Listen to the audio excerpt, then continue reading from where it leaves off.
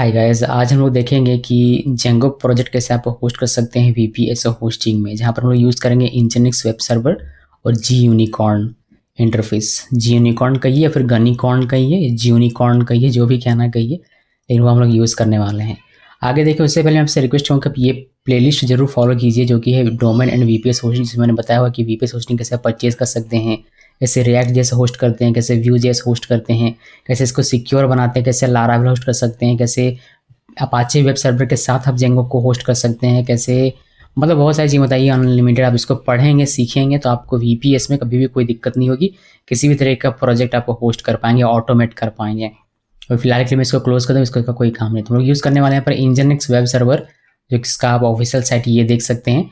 और यहाँ पर हम लोग यूज़ करेंगे जी यूनिकॉर्न या फिर जी यूनिकॉर्न। इसका फुल फॉर्म देख सकते हैं, लिखा हुआ है कि ग्रीन यूनिकॉर्न इसका है, तो जी यूनिकॉर्न ही इसको मेरे ख्याल से पढ़ना चाहिए। बट लोग अपने अपने हिसाब से इसको पढ़ते हैं, तो आप भी अपने हिसाब से कुछ भी पढ़ सकते हैं। तो ये लिखा हुआ है, अब इसको क्लोज कर दें और प्रोजेक्ट दिखाता हूँ कि प्रोजेक्ट कैसा दिखे। तो ये प्रोजेक्ट है मेरा, देख सकते हैं। अभी इसको हम राइट क्लिक करेंगे और ओपन करते हैं, ओपन विथ कोड, और टर्मिनल में जाएंगे। यहाँ से मेरा एक वर्चुअल एनवी पहले से क्रिएट है। होपफुली आप सबको पता होगा कि प्रोजेक्ट कभी भी क्रिएट करो जेंगो का तो वर्चुअल एनवी के अंदर ही उसका पैकेजेस रखो।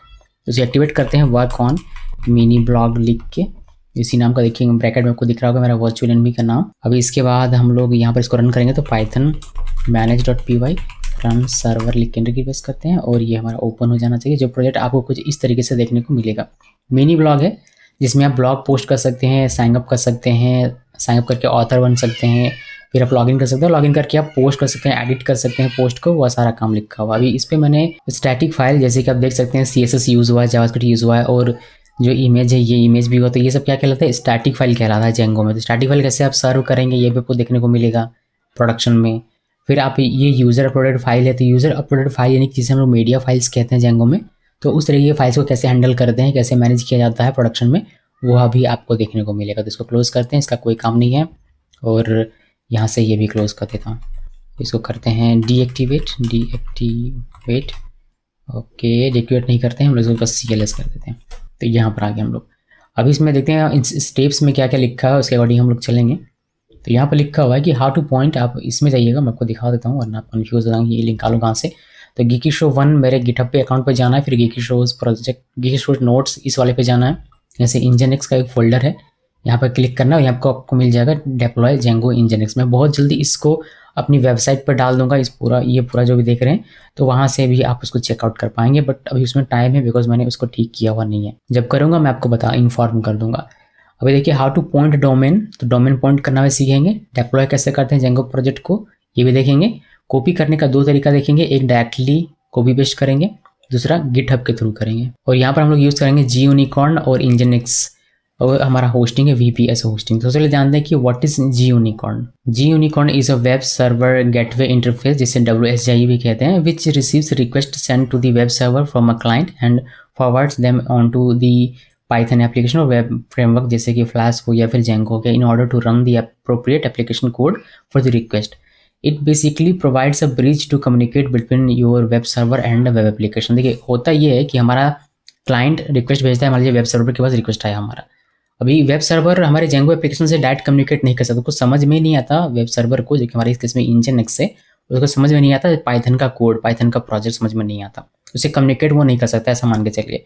तो कोई तो ऐसा होगा जो बीच में खड़ा हो और दोनों के बीच में बात करवा सके, तो वही एक बीच वाला बंदा है यहाँ पर जी यूनिकॉर्न। जी यूनिकॉर्न जो रिक्वेस्ट क्लाइंट वेब सर्वर के पास आता है, क्लाइंट से वेब सर्वर के पास जो इंजनिक्स के पास जो रिक्वेस्ट आएगा उसको लेगा और जी यूनिकॉर्न और अपने पास लाएगा, फिर अपने पास से वह भेजेगा जेंगो प्रोजेक्ट में, और वहाँ से उस रिक्वेस्ट के बदले जो रिस्पॉन्स करना है उसको लेगा, उसको वेब सर्वर को पास करेगा और फिर क्लाइंट को पास करता है। तो ये बेसिक फ्लो है एक यहाँ पर जी यूनिकॉर्न के साथ है इस पूरे स्ट्रक्चर का।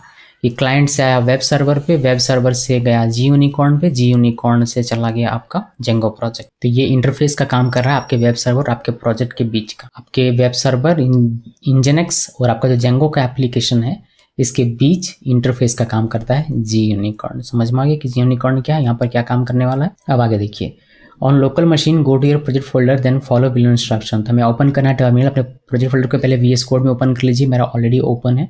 देन आपको टर्मिनल ओपन करना है, एक्टिवेट करना अपना वर्चुअल एनवी, फिर आपको ये इंस्टॉल करना है एक पैकेज। ये पैकेज हमें हेल्प करेगा PYC ये फाइल्स क्लियर करने में और कैशे क्लियर करने में। तो यहाँ पर आइए, मेरा वर्चुअल भी ऑलरेडी एक्टिवेट है, तो हम लोग सिंपली इसको इंस्टॉल कर सकते हैं। अभी आपको दिखाऊँ इसमें PIP फ्रीज करके, तो आपको ये सारे पैकेजेस दिखेगी जिस पर मेरा जेंगो एक्सटेंशन भी इंस्टॉल है, मगर फिर भी आपको दिखा रहा हूँ दोबारा से करके। CLS करते हैं, राइट क्लिक किया, PIP इंस्टॉल जेंगो एक्सटेंशन, इसमें राइट इंटर की प्रेस करेंगे और ये आपको ऑलरेडी इंस्टॉल तो ऑलरेडी सर्टिफाइड बताएगा, अगर नहीं तो ये इंस्टॉल हो जाएगा। इसको क्लियर CLS कीजिए और PIP फ्रीज करके चेक कर सकते हैं कि ये जो हमारा है वर्चुअल NB, इसके अंदर में क्या क्या हमारा इंस्टॉल है वो आपको दिख जाएगा। ठीक है, तो ये कर लिया, इसको करते हैं CLS। अभी इसके बाद ये कहता है कि आप क्या करें, ये तो आपने कर लिया, अब ये आपको मेंशन करना पड़ेगा, जो इंस्टॉल किया आपने इसको मेंशन करना पड़ेगा। आपको अपने settings.py फाइल में जाना है और इंस्टॉल्ड ऐप्स में इसको मेंशन करना है। तो अपने चलिए प्रोजेक्ट में चलते हैं, यहाँ से इसको नीचे करता हूँ मैं, और इनर प्रोजेक्ट फोल्डर के अंदर में settings.py फाइल है, यहाँ पर आना है और इंस्टॉल्ड ऐप्स में यहाँ पर क्लिक करते हैं, यहाँ पर सबसे नीचे, यहाँ पर इसको पेस्ट किया, सेव किया और कुछ नहीं करना, बस इतना ही करना है और कुछ नहीं करना। फिर आप जो जेंगो एक्सटेंशन का जो ये पैकेज है, इसमें जो कुछ भी मिलता है वो सारा आप यूज़ कर पाएंगे। तो क्या मिलता है ये आप चाहते हैं इसमें बारे में जानना डिटेल में, इसको सर्च कीजिएगा गूगल पे, आपको इसके ऑफिशियल वेबसाइट मिल जाएगी। अगर pypi.org भी मिल जाए तो मैं आपको वो भी दिखा दूंगा, यहीं पर मिल जाएगा आई थिंक। देखिए इसकी ऑफिशियल वेबसाइट है, जहाँ पर आप जाएंगे तो आपको इसको इंस्टॉल करने से क्या क्या मिलेगा। इसको इंस्टॉल करने से आपको कमांड एक्सटेंशन मिलेगा, ये सारा मतलब पाइथन manage.py, उसके बाद आप ये सारी चीज़ें लिख सकते हैं।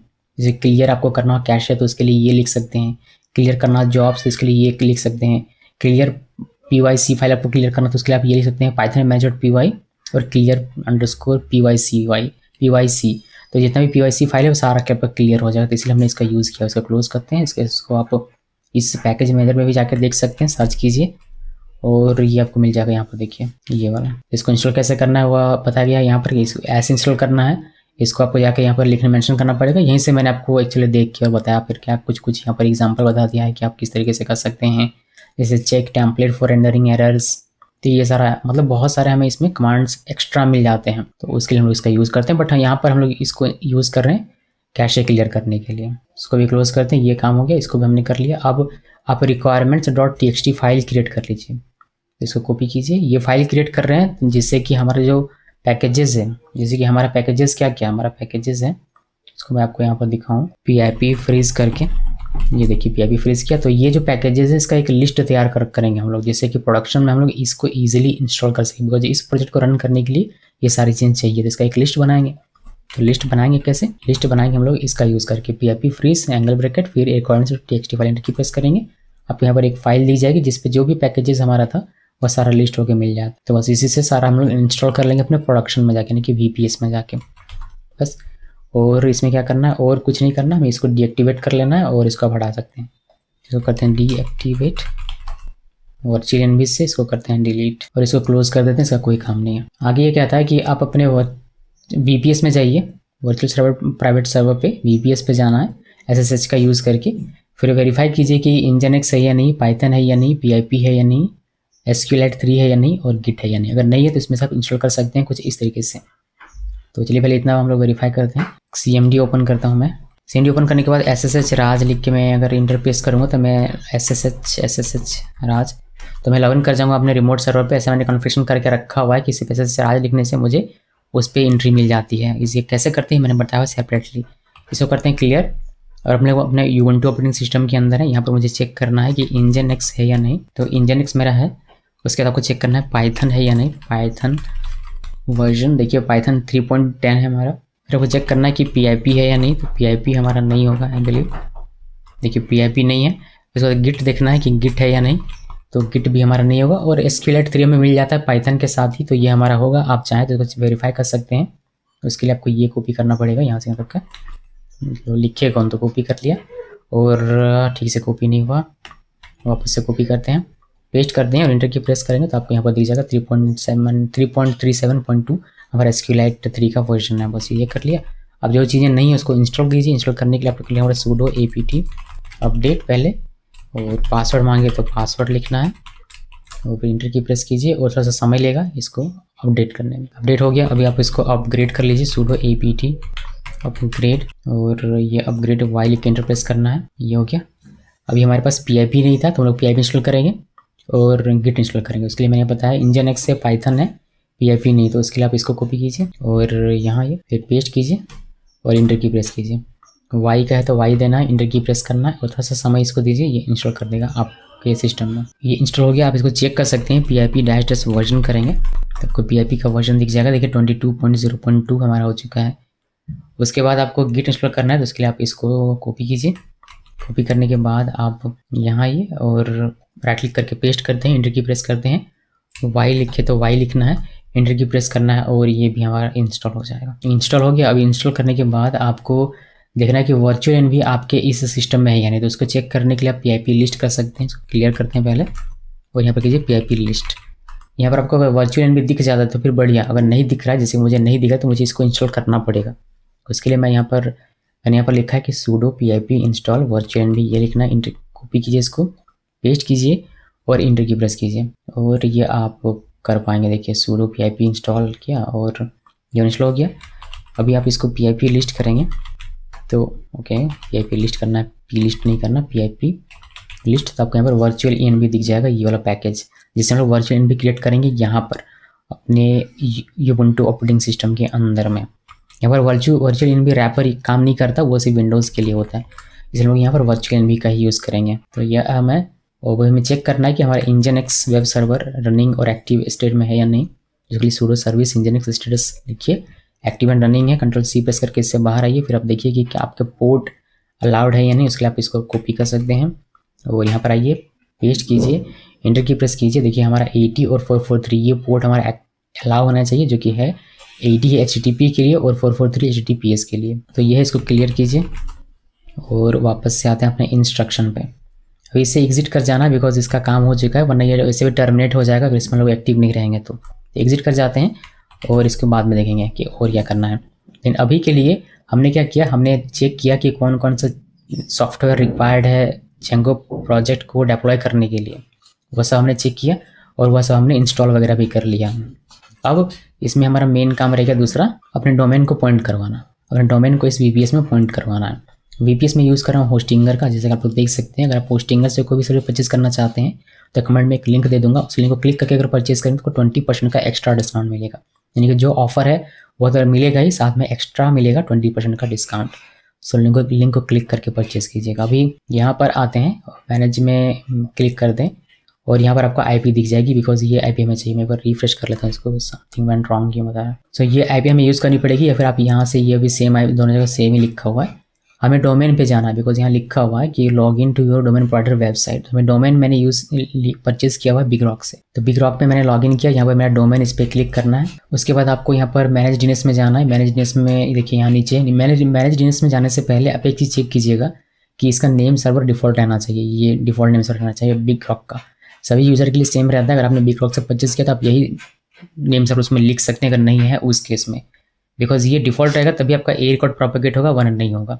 वही मैनेज DNS में जाने के लिए आपको सबसे नीचे जाना पड़ेगा और यहाँ पर आपको मिलेगा मैनेज DNS। यहाँ पर क्लिक कीजिए, ये कुछ इस तरीके से ओपन होगा। मैंने पहले से ऐड करके रखा हुआ है, बट आपको ऐड किया हुआ नहीं मिलेगा, आपको ऐड करना पड़ेगा।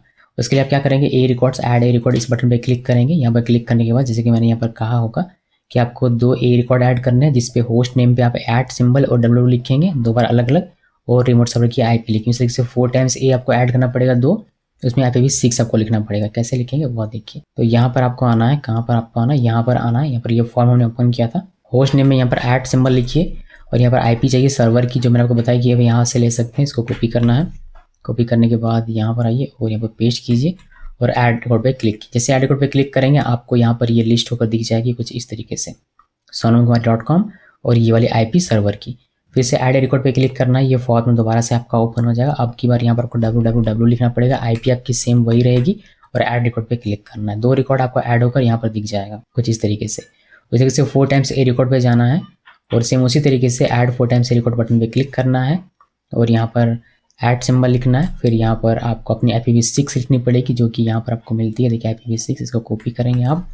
कॉपी करने के बाद आप यहाँ पर आइए, पेस्ट कीजिए और ऐड रिकॉर्ड पे क्लिक कीजिए। आपका एक ऐड हो जाएगा। फिर दोबारा से इस फॉर्म को ओपन करना है, ऐड 4 टाइम्स ए रिकॉर्ड बटन पे क्लिक करके, और आप www लिखना है और IP आपकी सेम रहेगी और ऐड रिकॉर्ड पे क्लिक करना है। आपको 2 रिकॉर्ड ऐड होकर इस तरीके से दिख जाएगा। फिर आपको 3 से 4 घंटे इसको छोड़ना पड़ेगा, जिससे कि प्रोपगेशन सही तरीके से हो जाए। कभी कभी क्या होता है कि कुछ इसको क्लोज कर देता हूँ मैं, कभी कभी क्या होता है कि कुछ कंपनी IPv6 प्रोवाइड नहीं करती, उस केस में आप 4 टाइम्स ए रिकॉर्ड ऐड नहीं करेंगे, क्योंकि आपको करना ही नहीं पड़ेगा, बिकॉज आपके पास ये रिकॉर्ड रहेगा नहीं, मतलब ये IPv6 आपके पास नहीं है तो आप ऐड कैसे करेंगे। तो वो नहीं करना, सिर्फ ए रिकॉर्ड ऐड करके छोड़ दीजिएगा, उसी से आपका काम हो जाएगा। इसको क्लोज कर देता हूँ। अभी मान लीजिए कि 4 से 5 घंटे हो चुके हैं और मुझे चेक करना है कि मेरा जो डोमेन है sonamkumari.com, जो मेरा डोमेन है वो मेरे इस VPS को पॉइंट कर रहा है या नहीं। तो उसके लिए आप क्या कर सकते हैं, आप कमांड प्रॉम्प्ट में पिंग कर सकते हैं, पिंग, और जो डोमेन रहेगा वो लिख के एंटर की प्रेस कीजिएगा, आपको IPv6 ये देखने को मिल जाएगी या फिर आपको ये देखने को मिल जाएगी। मोस्ट प्रोबेबली आपको ये IPv6 देखने को मिलेगी। इसके अलावा आप एक और दूसरा तरीका अपना सकते हैं, आप किसी भी DNS चेकर की वेबसाइट पे जाइए, जैसे मैं जाता हूँ dnschecker.org पे, और यहाँ पर आपको अपना डोमेन लिखना है, जैसे sonamkumari.com लिखा, यहाँ से ए सिलेक्ट करना है, सर्च में क्लिक करना है, और यहाँ जो IP आपको दिख रही है ये वाली IP और ये IP दोनों सेम होनी चाहिए। तो समझिए कि ए रिकॉर्ड आपका प्रोपेगेट हो चुका है। उसी तरीके से 4 टाइम्स ए रिकॉर्ड वाले को भी आप चेक कर सकते हैं, ये वाले IPv6 और ये वाले IPv6 सेम रहनी चाहिए। समझिए कि 4 टाइम्स ए रिकॉर्ड आपका प्रोपेगेट हो चुका है। जब कोई भी डोमेन इस IP को पॉइंट करने लगता है, यानी कि प्रोपेगेशन सही तरीके से हो जाता है, तो अगर आप उस डोमेन को हिट करेंगे तो आपको इस तरीके से एक डिफ़ॉल्ट पेज दिखेगा। ये डिफ़ॉल्ट पेज इस VPS में कॉन्फ़िगर करके लिखा गया, इस वेब सर्वर के साथ कॉन्फ़िगर करके लिखा गया है कि कोई भी डोमेन अगर इस IP को पॉइंट करे तो ये वाला पेज उसको दिखाना है जो आपको दिख रहा है। हमें क्या करना है, हमें इस को कहना है कि नहीं, इस डोमेन के हिट होने पर ये पेज ना दिखाकर मुझे मैंने जो प्रोजेक्ट इसको देना है जेंगो वाला वह दिखाए। तो वो हमें कॉन्फ़िगरेशन करके करना पड़ता है, वो जो हम लोग करेंगे आगे।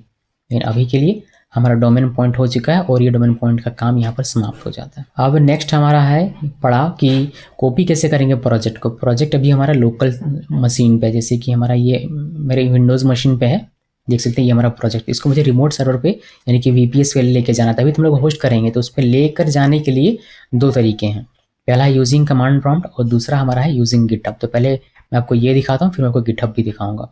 तो कॉपी करने के 2 तरीके हैं। उसके कॉपी करने के बाद जब हमारा प्रोजेक्ट रिमोट सर्वर पे चला जाता है, उसके बाद का जो काम होता है वो सेम होता है, कॉमन होता है।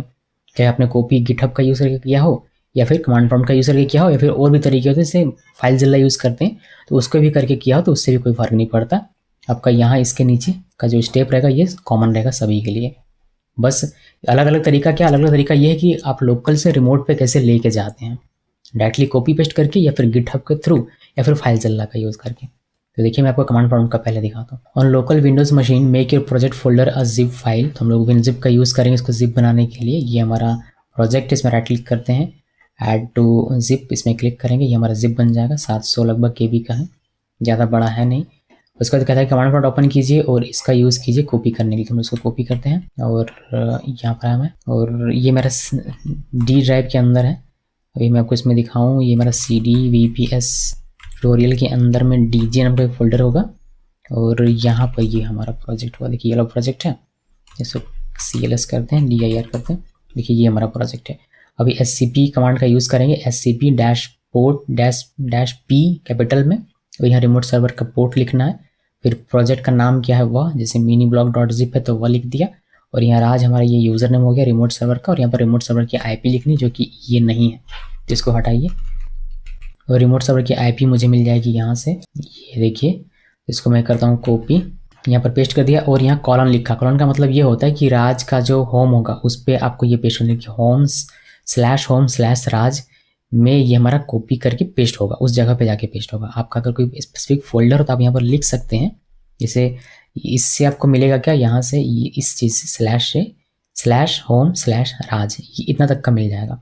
अभी उसके बाद आपका क्या फोल्डर स्ट्रक्चर रहता है, जैसे कुछ लोग जेंगो प्रोजेक्ट को जेंगो फोल्डर के अंदर रखते हैं तो वो आप लिखना पड़ेगा, लेकिन मेरा वैसा कुछ है नहीं, तो मैं डायरेक्टली होम में रख रहा हूँ तो मैं बस इतना लिखूंगा। बट इसको अगर मैं एंटर की प्रेस करूँगा तो ये मुझे बता देगा कि परमिशन डिनाइड, बिकॉज इसमें मैंने की को लिखा हुआ नहीं, जो हमारा प्राइवेट की होता है जिससे कम्युनिकेशन होता है हमारा लोकल मशीन से रिमोट सर्वर के बीच में, वो की मैंने यहाँ मेंशन नहीं किया, तो उसे मेंशन करना पड़ेगा। उसके लिए हम लोग यहाँ पर आते हैं, पोर्ट तो मैंने दे दिया, अब की भी दे देते हैं। की मेरा है C ड्राइव में यूजर्स फोल्डर के अंदर में।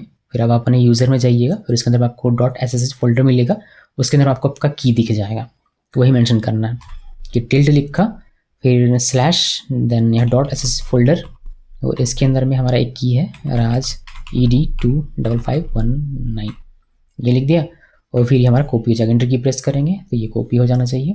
देखिए इंटरनेट सही रहना चाहिए बस, और ये हमारा कॉपी हो गया। तो ये जो हमारा है ये की आपको मेंशन करना पड़ेगा I फ्लैग के साथ।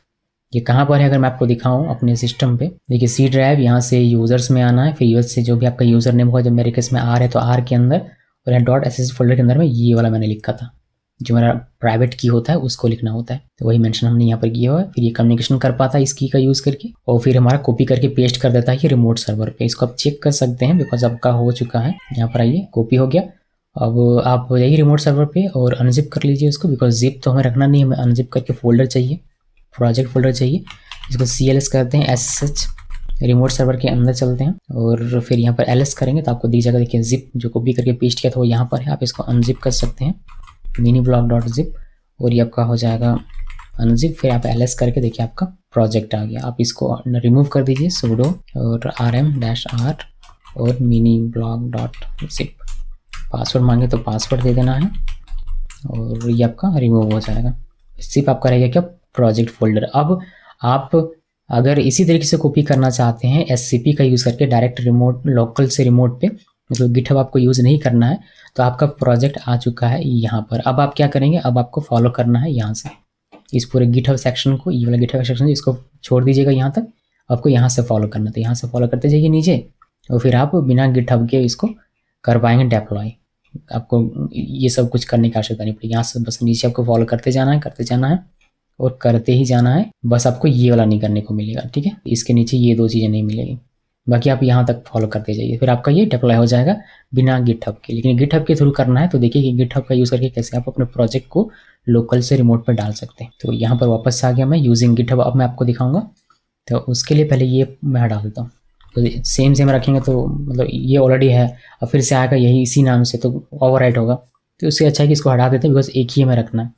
तो हम लोग क्या करते हैं, sudo rm-r और miniblock, और मैं इसको रिमूव कर दूँ, ये रिमूव हो गया। अभी इसे यहाँ पर कुछ भी नहीं है, ये खाली बिल्कुल। अब चलिए गिटहब के थ्रू हम लोग इसको कॉपी करेंगे। तो गिटहब रेपो मेरा देख लीजिए, मेरा गिटहब का ये अकाउंट है जिसपे अभी आपको कोई भी रेपो नहीं दिखाई दे रहा होगा, बिकॉज ये मैंने बनाया हुआ डमी, सिर्फ आपको एग्जाम्पल दिखाने के लिए। आपको क्या करना है, यूजिंग गिटहब में कि open project on VS Code then create git ignore file. तो प्रोजेक्ट हमारा यहाँ पर चल रहा है। अभी इसमें गिट इग्नोर फाइल क्रिएट करने के लिए आप ऐसे राइट क्लिक करके .git इग्नोर इस तरीके से कर सकते हैं। ये करने के बजाय मैं आपको एक बढ़िया से एक्सटेंशन बताता हूँ जिसका यूज़ करेंगे तो आप गिट इग्नोर फाइल जनरेट कर पाएंगे। तो उसके लिए आपको क्या करना है, आपको जाना है एक्सटेंशन में, VS Code का मैं बता रहा हूँ, यहाँ पर आना है और यहाँ लिखिएगा गिट इग्नोर। मैं यूज़ करता हूँ ये लंबे समय से, तो आप भी चाहते यूज़ कर सकते हैं। इसमें क्लिक कीजिए और ये बनाया गया है किसके द्वारा, ये बनाया गया है कोड ज़ोम्बी के द्वारा। आप यहाँ से इसको वेरीफाई कर सकते हैं। तो ये वाला आप इंस्टॉल कर लीजिएगा। इंस्टॉल करने के बाद ये हेल्प करेगा गिट इग्नोर फाइल जनरेट करने में, बस इसका और कोई काम नहीं है। Ctrl+Shift+P प्रेस कीजिए, यहाँ पर लिखिए ऐड गिट इग्नोर और आपको इस तरीके से कुछ दिखेगा। यहाँ पर क्लिक कीजिएगा, फिर ये पूछेगा कि किस लैंग्वेज के लिए करना है, जावास्क्रिप्ट के लिए, पाइथन के लिए, नोड के लिए, किसके लिए। तो मुझे पाइथन के लिए करना है, मैं पाइथन लिखूंगा और इस पर क्लिक करेंगे, आपको ये गिट इग्नोर फाइल एक जनरेट करके दे देगा जिसमें ये सारा कुछ दे देगा। ये कैश वगैरह नहीं जाएगा और ये सारी चीज़ें आपकी नहीं जाएगी गिटहब पे। तो ये बहुत अच्छा एक फाइल जनरेटर है, git ignore file generator extension, तो आप इसका यूज़ कर सकते हैं। तो कुछ लोग क्या करते हैं, मीडिया फाइल्स को लेकर नहीं जाते हैं अपने रिमोट सर्वर पे, तो आप गिट इग्नोर में आएंगे और मीडिया फाइल को भी मेंशन कर दें, मीडिया फोल्डर को भी मेंशन कर देंगे जिससे कि आपका भी मीडिया फोल्डर ना जाए। फिर आप प्रोडक्शन को क्रिएट करेंगे जो मैं आपको दिखाऊंगा, लेकिन मैं इसको भी कॉपी करके लेके जा रहा हूँ, मैं इसको यहाँ पर मेंशन नहीं कर रहा हूँ, ठीक है। मैं इसको करता हूँ क्लोज और आपको यहाँ पर आना है। आगे ये कहता है कि push your project to GitHub as a private repo. तो मेरा जो VS Code है मेरे गिटहब से कनेक्ट रहता है, जैसे आप लोग देख सकते हैं। तो मैं यहाँ से पुश कर सकता हूँ इसको publish to GitHub as a private repo, और ये जा रहा है। अगर आपका कनेक्ट नहीं है VS Code, उसका मैंने सेपरेट वीडियो बनाया हुआ है, आप उसको देख सकते हैं अगर कनेक्ट करना है तो, वरना आप कमांड प्रॉम्प्ट के थ्रू जो गिट कमिट वगैरह करते हैं कमांड का यूज़ करके, वैसे भी आप पुश कर सकते हैं। मतलब जैसे भी हो, बस आपका प्रोजेक्ट आपके गिटहब पे जाना चाहिए, जो कि मेरा चला गया है। आप यहाँ पर आकर इसको वेरीफाई कर सकते हैं, इसको रिफ्रेश कीजिए और यहाँ पर आपको दी जाएगा miniblock private as a private repo. आप पब्लिक भी इसको रख सकते हैं, but most of the time commercial project का प्राइवेट रख के काम करेंगे, इसलिए मैं आपको प्राइवेट ही दिखा रहा हूँ। तो ये प्रोजेक्ट है मेरा, देख सकते हैं ब्लॉग, मीडिया, मिनी ब्लॉग और बाकी सारी चीज़ें मेरे आ चुकी हैं। एक चीज़ आप यहाँ पर देख रहे हैं कि मेरा कहीं भी SQLite का डेटाबेस का फाइल नहीं आया, तो मैं चाहता हूँ कि वो आए। तो उसके लिए हम लोग वापस से चलते हैं, यहाँ पर ये इग्नोर हो गया होगा कहीं पर, तो उसको मुझे ढूंढ कर उसको हटाना है, बिकॉज मुझे वो चाहिए। इसे नॉर्मली चाहिए नहीं होता है, इसलिए इसको ये लिखा गया, ठीक है, लेकिन मुझे चाहिए अभी इस प्रोजेक्ट के लिए। जो डेवलपमेंट में डेटा था वो डेटा मुझे चाहिए अपने प्रोडक्शन में भी, इसीलिए मैं इसको ढूंढ के और गिट इग्नोर से हटाने वाला हूँ। देखिए मैंने इसको कंट्रोल F करके फाइंड किया और यहाँ पर मुझे ये दिख रहा है, तो मैं ये दोनों ही हटा देता हूँ। ये दोनों मैंने हटा दिया यहाँ से। कंट्रोल S प्रेस करते हैं और अभी वापस से कंट्रोल F करके मैं देख लेता हूँ db.sql और कहीं है क्या, नहीं और कहीं नहीं है। तो बस ये हो गया। अभी हम लोग वापस इसको पुश कर देंगे। मैंने लिख दिया db फाइल कमिट करते हैं और यहाँ से पुश करते हैं और ये पुश हो जाएगा और फिर आपको यहाँ पर अपना SQL का फाइल भी दिखने लगेगा। इसको रिफ्रेश कीजिए, देखिए SQL का फाइल भी आ गया। ठीक है, तो ये नहीं चाहिए होगा उस केस में आप इसको इग्नोर ही रहने देंगे, अगर चाहिए तब इस तरीके से कर लीजिएगा। ठीक है, मैंने दोनों ही आपको बता दिया। अभी ये करने के बाद आपको कनेक्शन बनाना है बिटवीन रिमोट सर्वर और गिटहब, जिससे कि आप इस प्रोजेक्ट को अपने रिमोट सर्वर पे क्लोन कर सकें। तो उसके लिए क्या करना है, उसके लिए आपको SSH की जनरेट करना पड़ेगा। तो यहाँ से यहाँ तक का कॉपी करते हैं। कॉपी करने के बाद यहाँ आते हैं और ये एक्सपायर हो गया क्या, चलिए ये टर्मिनेट हो चुका है, हमें इसको वापस से लॉगिन करना पड़ेगा। चलिए लॉगिन करते हैं, SSH राज लिख के लॉगिन यह हो जाएगा। लॉगिन हो गया। हम लोग Ubuntu 22.04 के अंदर में इसको क्लियर करते हैं और हमें की जनरेट करना। तो यहाँ पर देखिए cd.ssh फोल्डर के अंदर मैं आपको जाकर दिखाऊँ, यहाँ पर कोई भी की नहीं है बना हुआ, तो हम लोग यहाँ पर की जनरेट करेंगे। राइट क्लिक करके पेस्ट करता हूँ, SSH कीजन -t एल्गोरिथम हमने लिख दिया और C और यहाँ पर आइडेंटिफायर कोई सा एक लिख देते हैं, जैसे गिटहब के लिए तो मैंने गिटहब लिख दिया। आप अपनी मर्जी से कुछ भी लिख सकते हैं। इंटर की प्रेस करते हैं। ये कहता है कि क्या आप होम राज यानी कि इस फोल्डर के अंदर में .sh फोल्डर के अंदर में इस नाम से की जनरेट करना चाहते हैं, तो आपको इंटर की प्रेस करना है। वरना आप अगर नाम चेंज करना चाहते हैं या फिर पाथ चेंज करना चाहते हैं तो आप यहाँ पर उसको मेंशन कर सकते हैं। मुझे इसी जगह पर करना है, इसी नाम से, तो मैं सिंपली इंटर की प्रेस करता हूँ। पास फ्रेज नहीं चाहिए तो इंटर की प्रेस कीजिए एक बार और इंटर, और ये आपका जनरेट हो जाएगा। उसको चेक कर सकते हैं, जिसकी ये कह भी रहा है कि होम के अंदर में, राज के अंदर में, .sh फोल्डर के अंदर में इस नाम से प्राइवेट की बना है और इस नाम से आपका पब्लिक की बना हुआ है। इसको क्लियर करते हैं, cd.sh करके आप इसके अंदर जाकर देखेंगे तो आपको 2 की अब दिख जाए। तो की हमारा जनरेट हो गया। वो कहता है कि अगर आपको ये रन करते वक्त अगर एरर मिलता है कि परमिशन डिनाइड, तो उस केस में आप sudo chon-r कैपिटल में और अपना यूज़र नेम लिखिएगा, फिर .sh फोल्डर यानी कि जहाँ पर आप ये फाइल क्रिएट करते हैं वह लिखिएगा और रन करेंगे इस कमांड को। इस कमांड को रन करने के बाद इसमें क्या होगा कि इस फोल्डर का मालिक इसको बना दिया जाएगा, इस यूज़र को। तो उसके बाद जब आप इसको रन करेंगे तो आपको परमिशन डिनाइड का एरर नहीं मिलेगा। तो अभी ये आया नहीं तो हमने इसको रन नहीं किया। अभी ओपन पब्लिक SSH की देन कॉपी, तो हमें ये .pub के साथ जो की हमारा जनरेट हुआ है उसको हमें कॉपी करना है। कॉपी करने के बाद क्या करना है, गिटहब रेपो में जाना है, फिर सेटिंग्स टैब में जाना है, फिर डेप्लॉय कीज जो कि साइड बार में मिलेगा वहाँ क्लिक करना है। उसके बाद ऐड डेप्लॉय की बटन पे क्लिक करना है। जो कॉपी ये हमने कॉपी जो की हमने ये यहाँ से कॉपी किया था उसको पेस्ट करना है और ऐड की पे क्लिक करके इसको ऐड कर लेना है। चलिए इतना सारा काम करते हैं। पहले हम लोग कॉपी करते हैं अपनी की को, फिर गिटहब रेपो में जाएंगे। तो यहाँ पर आइए और लिखिए कैट और ID और .pub के साथ जो हमारा की है उसको कॉपी करना है। इंटर की प्रेस करके इसको सेलेक्ट करना है, कंट्रोल C प्रेस कीजिए, ये हमारा कॉपी हो जाएगा। कॉपी होने के बाद आपको क्या कह रहा है कि गिटहब रेपो में जाना है। तो यहाँ पर आइए और सेटिंग्स में जाना है। मिनी ब्लॉग अपने रेपो में थे, ऐसे सेटिंग्स में आया मैं, साइड बार में डेप्लॉय कीज मिलेगा, यहाँ पर क्लिक करना है, ऐड डेप्लॉय की बटन पे क्लिक करना है। टाइटल में कुछ भी लिखिए, मैंने की लिख दिया और यहाँ पर आपको पेस्ट करना है अपना की जो आपने कॉपी किया था अभी टर्मिनल से, यानी कि यहाँ पर जो आपने कॉपी की ये जो की कॉपी किया था वही की आपको यहाँ पर पेस्ट कर देना है। उसके बाद आपको ऐड की पे क्लिक करना है और आपका ये ऐड हो जाएगा। फिर आपको पासवर्ड मांगेगा, पासवर्ड मांगेगा तो देना है, कंफर्म करना है। अगर नहीं मांग रहा है तो इस तरीके से आपका ऐड होकर आपको दिख जाएगा। मिनी ब्लॉग यहाँ पर क्लिक करते हैं और आपको इस तरीके से अपना प्रोजेक्ट मिलेगा।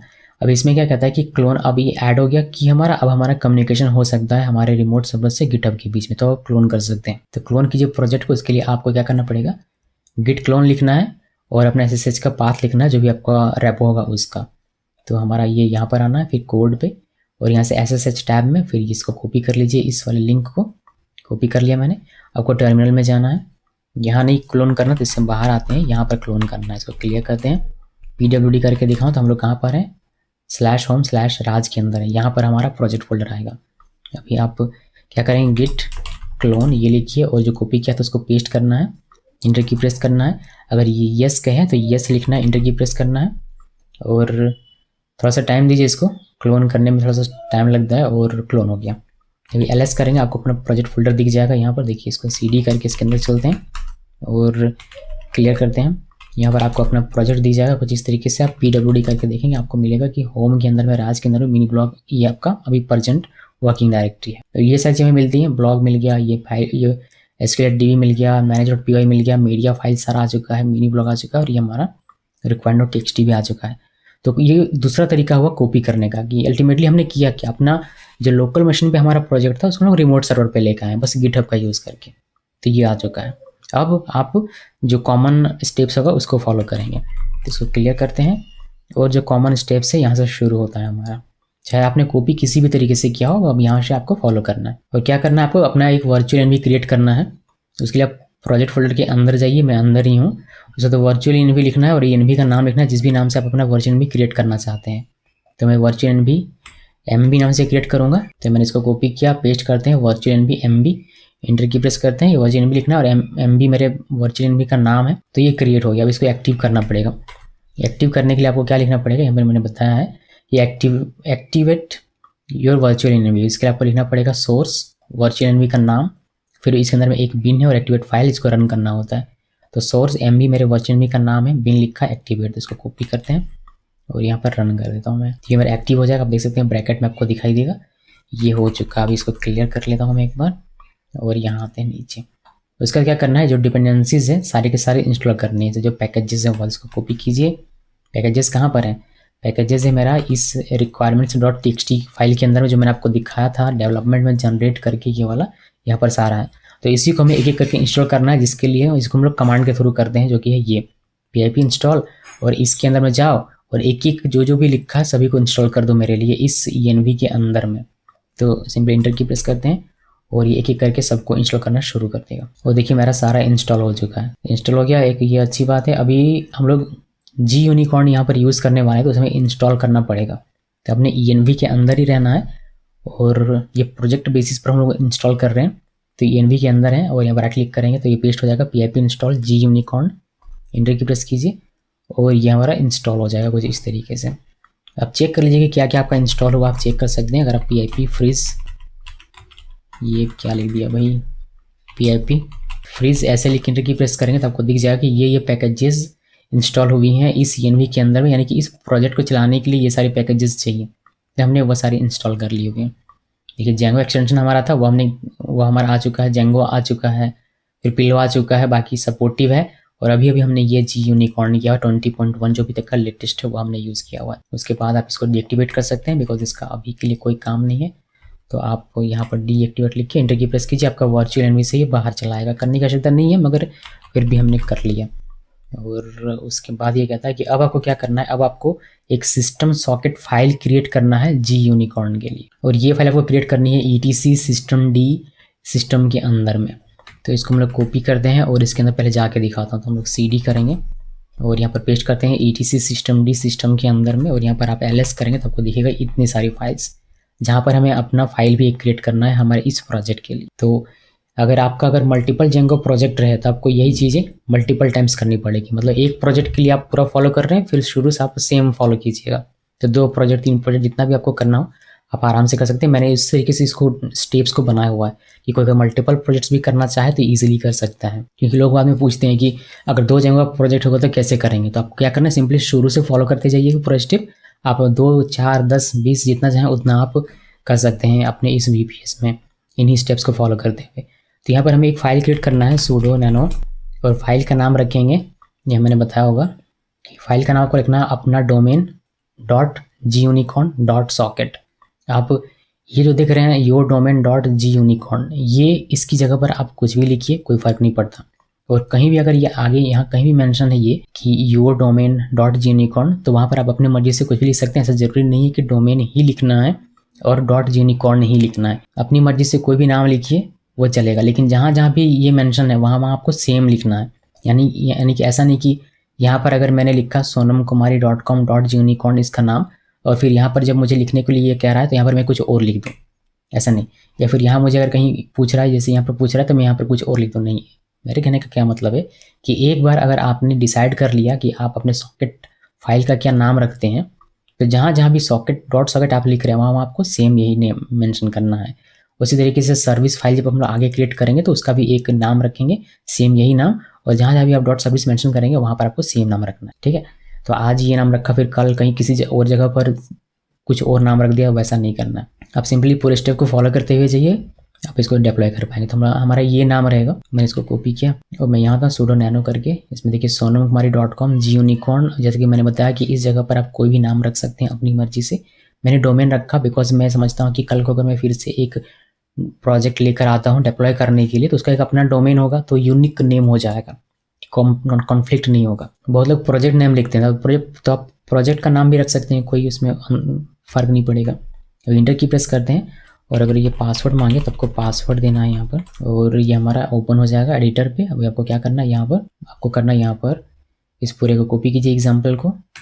वैसे मैंने सिंटेक्स लिख दिया हुआ कि आपको लिखना है यूनिट डिस्क्रिप्शन, फिर अपना yourdomain.unicorn जो आपने यहाँ फाइल का नाम लिखा था बिल्कुल वही यहाँ पर लिखिएगा। फिर सॉकेट हमारा बनेगा रन के अंदर में, तो वो हमने लिख दिया कि लेसन स्ट्रीम इक्वल रन, और जो आपने यहाँ लिखा होगा वही आप यहाँ लिखते हैं और वही आपको यहाँ पर लिखना है, बट यहाँ .sock लिखना है, ठीक है। इस तरीके से इंस्टॉल में ये लिख देना है। तो वही मैंने यहाँ पर एग्जाम्पल में लिख के रख दिया ताकि आपको कन्फ्यूजन ना हो। आप सिंटेक्स देख लीजिएगा, एक बार एग्जाम्पल देख लीजिएगा, फिर आपको समझ में आ जाएगा। यहाँ पर आना है, राइट क्लिक करके पेस्ट करते हैं। देखिए डिस्क्रिप्शन में लिखा है sonamkumari.com.gunicorn, फिर यही नाम हमने यहाँ मेंशन किया हुआ है और .sock है इसमें। बस इस तरीके से हो गया। कंट्रोल एक्स प्रेस करते हैं, वाई प्रेस करते हैं, इंटर प्रेस करते हैं, ये हमारा सेव हो गया। सेव होने के बाद ये हमारा हो गया। अभी हमें क्या करना है, हमें एक सिस्टम सर्विस फाइल क्रिएट करना है gunicorn के लिए, जिसके लिए सेम उसी जगह पर हम लोग एक फाइल क्रिएट करेंगे बट .service इस बार लिखेंगे। इसको कॉपी कर लेता हूँ और यहाँ आते हैं, यहाँ लिखिए sudo nano और राइट क्लिक करेंगे तो सोनम कुमारी यानी कि योर डोमेन जो भी होगा, फिर .unicorn फिर .service लिखा। तो जो भी नाम आप यहाँ लिखते हैं वही नाम आप यहाँ लिखिएगा, और नाम आप अपनी मर्जी से कुछ भी लिख सकते हैं। तो इंटर की प्रेस करते हैं, ये मैं एडिटर ओपन करके दे देगा। अभी इस पर आपको लिखना है ये पूरा का पूरा, तो इसको पूरे को कॉपी कीजिए यहाँ से यहाँ तक का, और यहाँ पर हमको सिंटेक्स समझा दें एक बार जूम कर लेते हैं। तो यहाँ में लिखा है यूनिट में डिस्क्रिप्शन yourdomain.gunicorn, जो नाम ऊपर से आप लेते हुए आ रहे हैं वही नाम आपको रखना है। फिर रिक्वायर्स में जो सॉकेट फाइल था हमारा उसका नाम यहाँ पर रखना है, फिर ये एज इट इज़ रहेगा। फिर सर्विस में आप अपना एक यूज़र नेम लिखिएगा, जैसे मेरे केस में राज होगा तो मैंने यहाँ पर राज एग्जाम्पल में लिख कर भी आपको दिखाया है। फिर वर्किंग डायरेक्टरी में आपका जो प्रोजेक्ट फोल्डर है उसका पाथ लिखेंगे पूरा का पूरा। मैंने आपको PWD करके भी दिखाया हुआ है। तो होम के अंदर में राज के अंदर में मेरा मिनी ब्लॉग है तो वो मैं मेंशन करूँगा। फिर यहाँ पर होम के अंदर में राज के अंदर में मिनी ब्लॉग मेरा प्रोजेक्ट, और उसमें वर्चुअल एनवी का जो भी नाम, जैसे मेरे केस में MB है तो मैं MB लिखूंगा, बिन और gunicorn ऐसे का ऐसे ही रहेगा। उसके बाद ये फ्लैग है लॉग फाइल्स के लिए, ये है वर्कर्स के लिए फ्लैग, और ये बाइंड है जहाँ पर आप जो सॉक फाइल लिखते थे यहाँ पर ये वाला वही हमने यहाँ पर मेंशन किया हुआ है। तो ये मेंशन कर दिया, और यहाँ पर आपको लिखना है इनर प्रोजेक्ट फोल्डर का नाम जो कि हमारे केस में मिनी ब्लॉग ही होगा, ये .wizgy और एप्लीकेशन कुछ इस तरीके से रहेगा। तो बस यही है, और फिर बाकी ये एज इट इज़ रहेगा।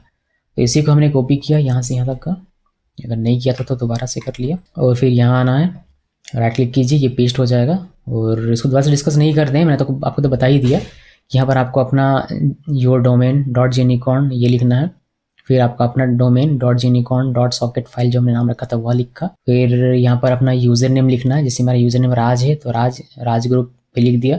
बहुत लोग राज लिखते हैं और यहाँ पर www-data लिखते हैं या फिर nginx लिखते हैं, तो उससे भी आपका काम हो जाएगा। वर्किंग डायरेक्टरी, लेकिन मैं यहाँ पर सेम ग्रुप रखता हूँ, थोड़ा काम आसान हो जाता है। वर्किंग डायरेक्टरी जो हमारा प्रोजेक्ट फोल्डर है वो हमने लिखा, जैसे होम के अंदर में राज के अंदर में मिनी ब्लॉग वह लिख दिया, और यहाँ पर होम के अंदर में राज के अंदर में मिनी ब्लॉग के अंदर में हमारा वर्चुअल एनवी का नाम जो कि MB है, उसके अंदर में बिन फोल्डर है, और इसके अंदर में हमारा gunicorn। फिर ये फ्लैग हो गया, और यहाँ पर हमारा जो सॉक फाइल है उसका नाम हमने यहाँ पर लिख दिया हुआ है। बाकी कुछ भी और करना नहीं है, यहाँ पर अपने इनर प्रोजेक्ट फोल्डर का नाम इसको मेंशन करने के लिए, और कुछ नहीं करना। अब इसको एक लाइन में लिख सकते हैं इस पूरे को, अगर अब ये स्लैश हटा देंगे तो ये एक लाइन में हो सकता है, बट यहाँ दिखता नहीं आपको, इसलिए मैंने मल्टीपल लाइन्स में लिखा है, जिसके लिए मुझे ये स्लैश यूज़ करना पड़ा है। ठीक है जी, वे कंट्रोल एक्स प्रेस कीजिए, वाई प्रेस कीजिए और इंटर प्रेस कीजिए, आपका ये सेव हो जाएगा। अभी आप LS करके देखेंगे तो आपको दो फाइल्स दिखेंगी, sonamkumari.com.gunicorn सर्विस और sonamkumari.com gunicorn.socket। ओके, तो अगर आपका कोई और प्रोजेक्ट हो, एक और प्रोजेक्ट होता तो उसके लिए भी आप इस तरीके से दो फाइल क्रिएट करते हैं और उसका कॉन्फ़िगरेशन अपना उसके हिसाब से लिखा जाता। कोड तो सेम रहता, बस आप कुछ चीज़ें चेंज करते हैं जो मैंने यहाँ पर आपको बताया सिंटेक्स वाइज। ये हो गया।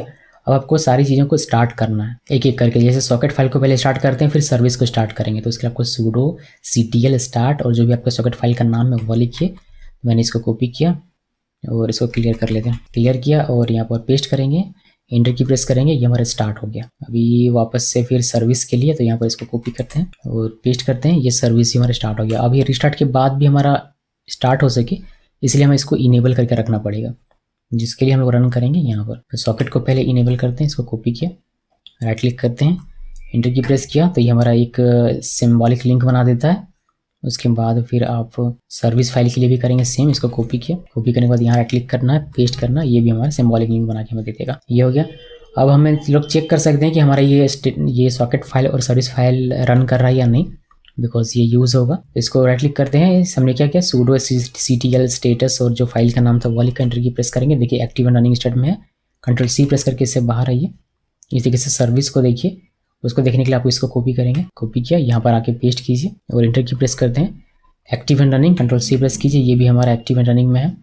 उसके बाद हमें एक बार रीस्टार्ट कर लेना है, तो डीमन रीस्टार्ट करेंगे और एक बार जो हमारा सर्विस फाइल होता है उसको रीस्टार्ट किया जाता है। तो एक बार इसको कॉपी किया और यहाँ इसको पेस्ट करते हैं, ये हमारा रीलोड हो जाएगा और फिर हमें इसको रीस्टार्ट करना है। तो कॉपी करते हैं और ये पेस्ट किया, तो sudo ctl रिस्टार्ट जो हमारा सर्विस फाइल का नाम है वह, यानी कि ये जो हम लोग यहाँ जो लिखते हैं डॉट सर्विस, यहाँ पर डॉट सर्विस लिख सकते हैं, वैसे कोई इशू नहीं है, बट इतने से आपका काम हो जाएगा। एंटर की प्रेस कीजिए और ये आपका रीस्टार्ट हो जाएगा। ये जो रीस्टार्ट का चक्कर है ये आपको बार बार करना पड़ेगा। जब भी आप अपने पाइथन फाइल में, प्रोजेक्ट कोड में कोई भी चेंज करेंगे, चाहे वो setting.py फाइल में हो या फिर किसी अदर टेम्पलेट में हो, फिर कहीं भी हो, कुछ भी अगर आप चेंज करते हैं तो फिर आपको ये वाला आके यहाँ रन करना पड़ेगा, तभी आपको उसका असर देखने को मिलेगा। तो ये ज़रा ध्यान में रखिएगा। अब आगे आते हैं और वर्चुअल होस्ट फाइल क्रिएट करते हैं। वर्चुअल होस्ट फाइल क्रिएट करेंगे मतलब हमने भी अभी तक जो भी काम किया वो क्या सिर्फ gUnicorn को सेटअप किया, कॉन्फ़िगर किया कि जो वेब सर्वर के पास आएगा वो रिक्वेस्ट gUnicorn हैंडल कर सके, उसके लिए हमने कॉन्फ़िगरेशन वगैरह किया हुआ है। अब मान लीजिए कि जैसे रिक्वेस्ट भेजते हैं वेब सर्वर के पास, तो वेब सर्वर करे क्या, तो उसके लिए हमें इसको कॉन्फ़िगर करना पड़ता है कि जब भी डोमेन पे हिट करे तो अभी ये पेज दिखा रहा है, तो हमें ये हटाना है, ये नहीं करना। हमें कहना है कि नहीं, कोई डोमेन हिट करेगा तो आपको प्रोजेक्ट दिखाना है, हम मेरा वाला जो मिनी ब्लॉग है वो, तो उसके लिए आपको कॉन्फ़िगरेशन करके इसको बताना पड़ेगा। तो चलिए मैं आपको दिखाता हूँ कि कैसे उसको बताएंगे। यहाँ पर आते हैं और एक क्रिएट करते हैं वर्चुअल होस्ट फाइल, जो कि आपको क्रिएट करना है ETC Nginx साइट्स अवेलेबल के अंदर में। इसको कॉपी करें, कॉपी करने के बाद आप जाइए series ETC Nginx sites available, इसके अंदर में इसको क्लियर करते हैं। और अभी आप देखेंगे आपको सिर्फ डिफ़ॉल्ट के लिए दिखेगा। इसके अंदर में ये कॉन्फ़िगरेशन है कि कोई भी डोमेन अगर पॉइंट करता है इस IP को तो ये पेज दिखाई दे, ये इस डिफ़ॉल्ट में कॉन्फ़िगरेशन जिसको हमें वो दिखाई देता है। अभी हम इसमें अपना खुद का क्रिएट करते हैं, हम लोग लिखेंगे sudo nano और जो डोमेन का नाम है sonamkumari.com वो लिख देंगे। ऐसा ज़रूरी नहीं कि यहाँ पर sonamkumari.com ही लिखा जाए, आप कोई भी नाम लिख सकते हैं, बट यहाँ पर एक आइडेंटिफिकेशन के लिए कि कल को अगर बहुत सारे प्रोजेक्ट जेंगो के हों तो मैं आइडेंटिफाई कर पाऊँ कि कौन सा वर्चुअल होस्ट फाइल किसके लिए है, इसलिए मैं डोमेन ही लिखा करता हूँ। तो ये अपना अपना पसंद है, जो आप करना चाहें कर सकते हैं, लेकिन यहाँ पर आप कुछ भी लिख सकते हैं फाइल का नाम। अब इसको एंटर की प्रेस करते हैं। उसके बाद हम लोग अपने इस स्टेप्स में आएंगे और यहाँ पर आपको ये सारी चीज़ें पेस्ट करनी है। तो यहाँ से यहाँ तक कॉपी किया, इसमें ज़्यादा कुछ है नहीं, मैं आपको दिखा देता हूँ। सिंटेक्स में वैसे मैंने लिख दिया हुआ है कि यहाँ पर क्या करना है आपको।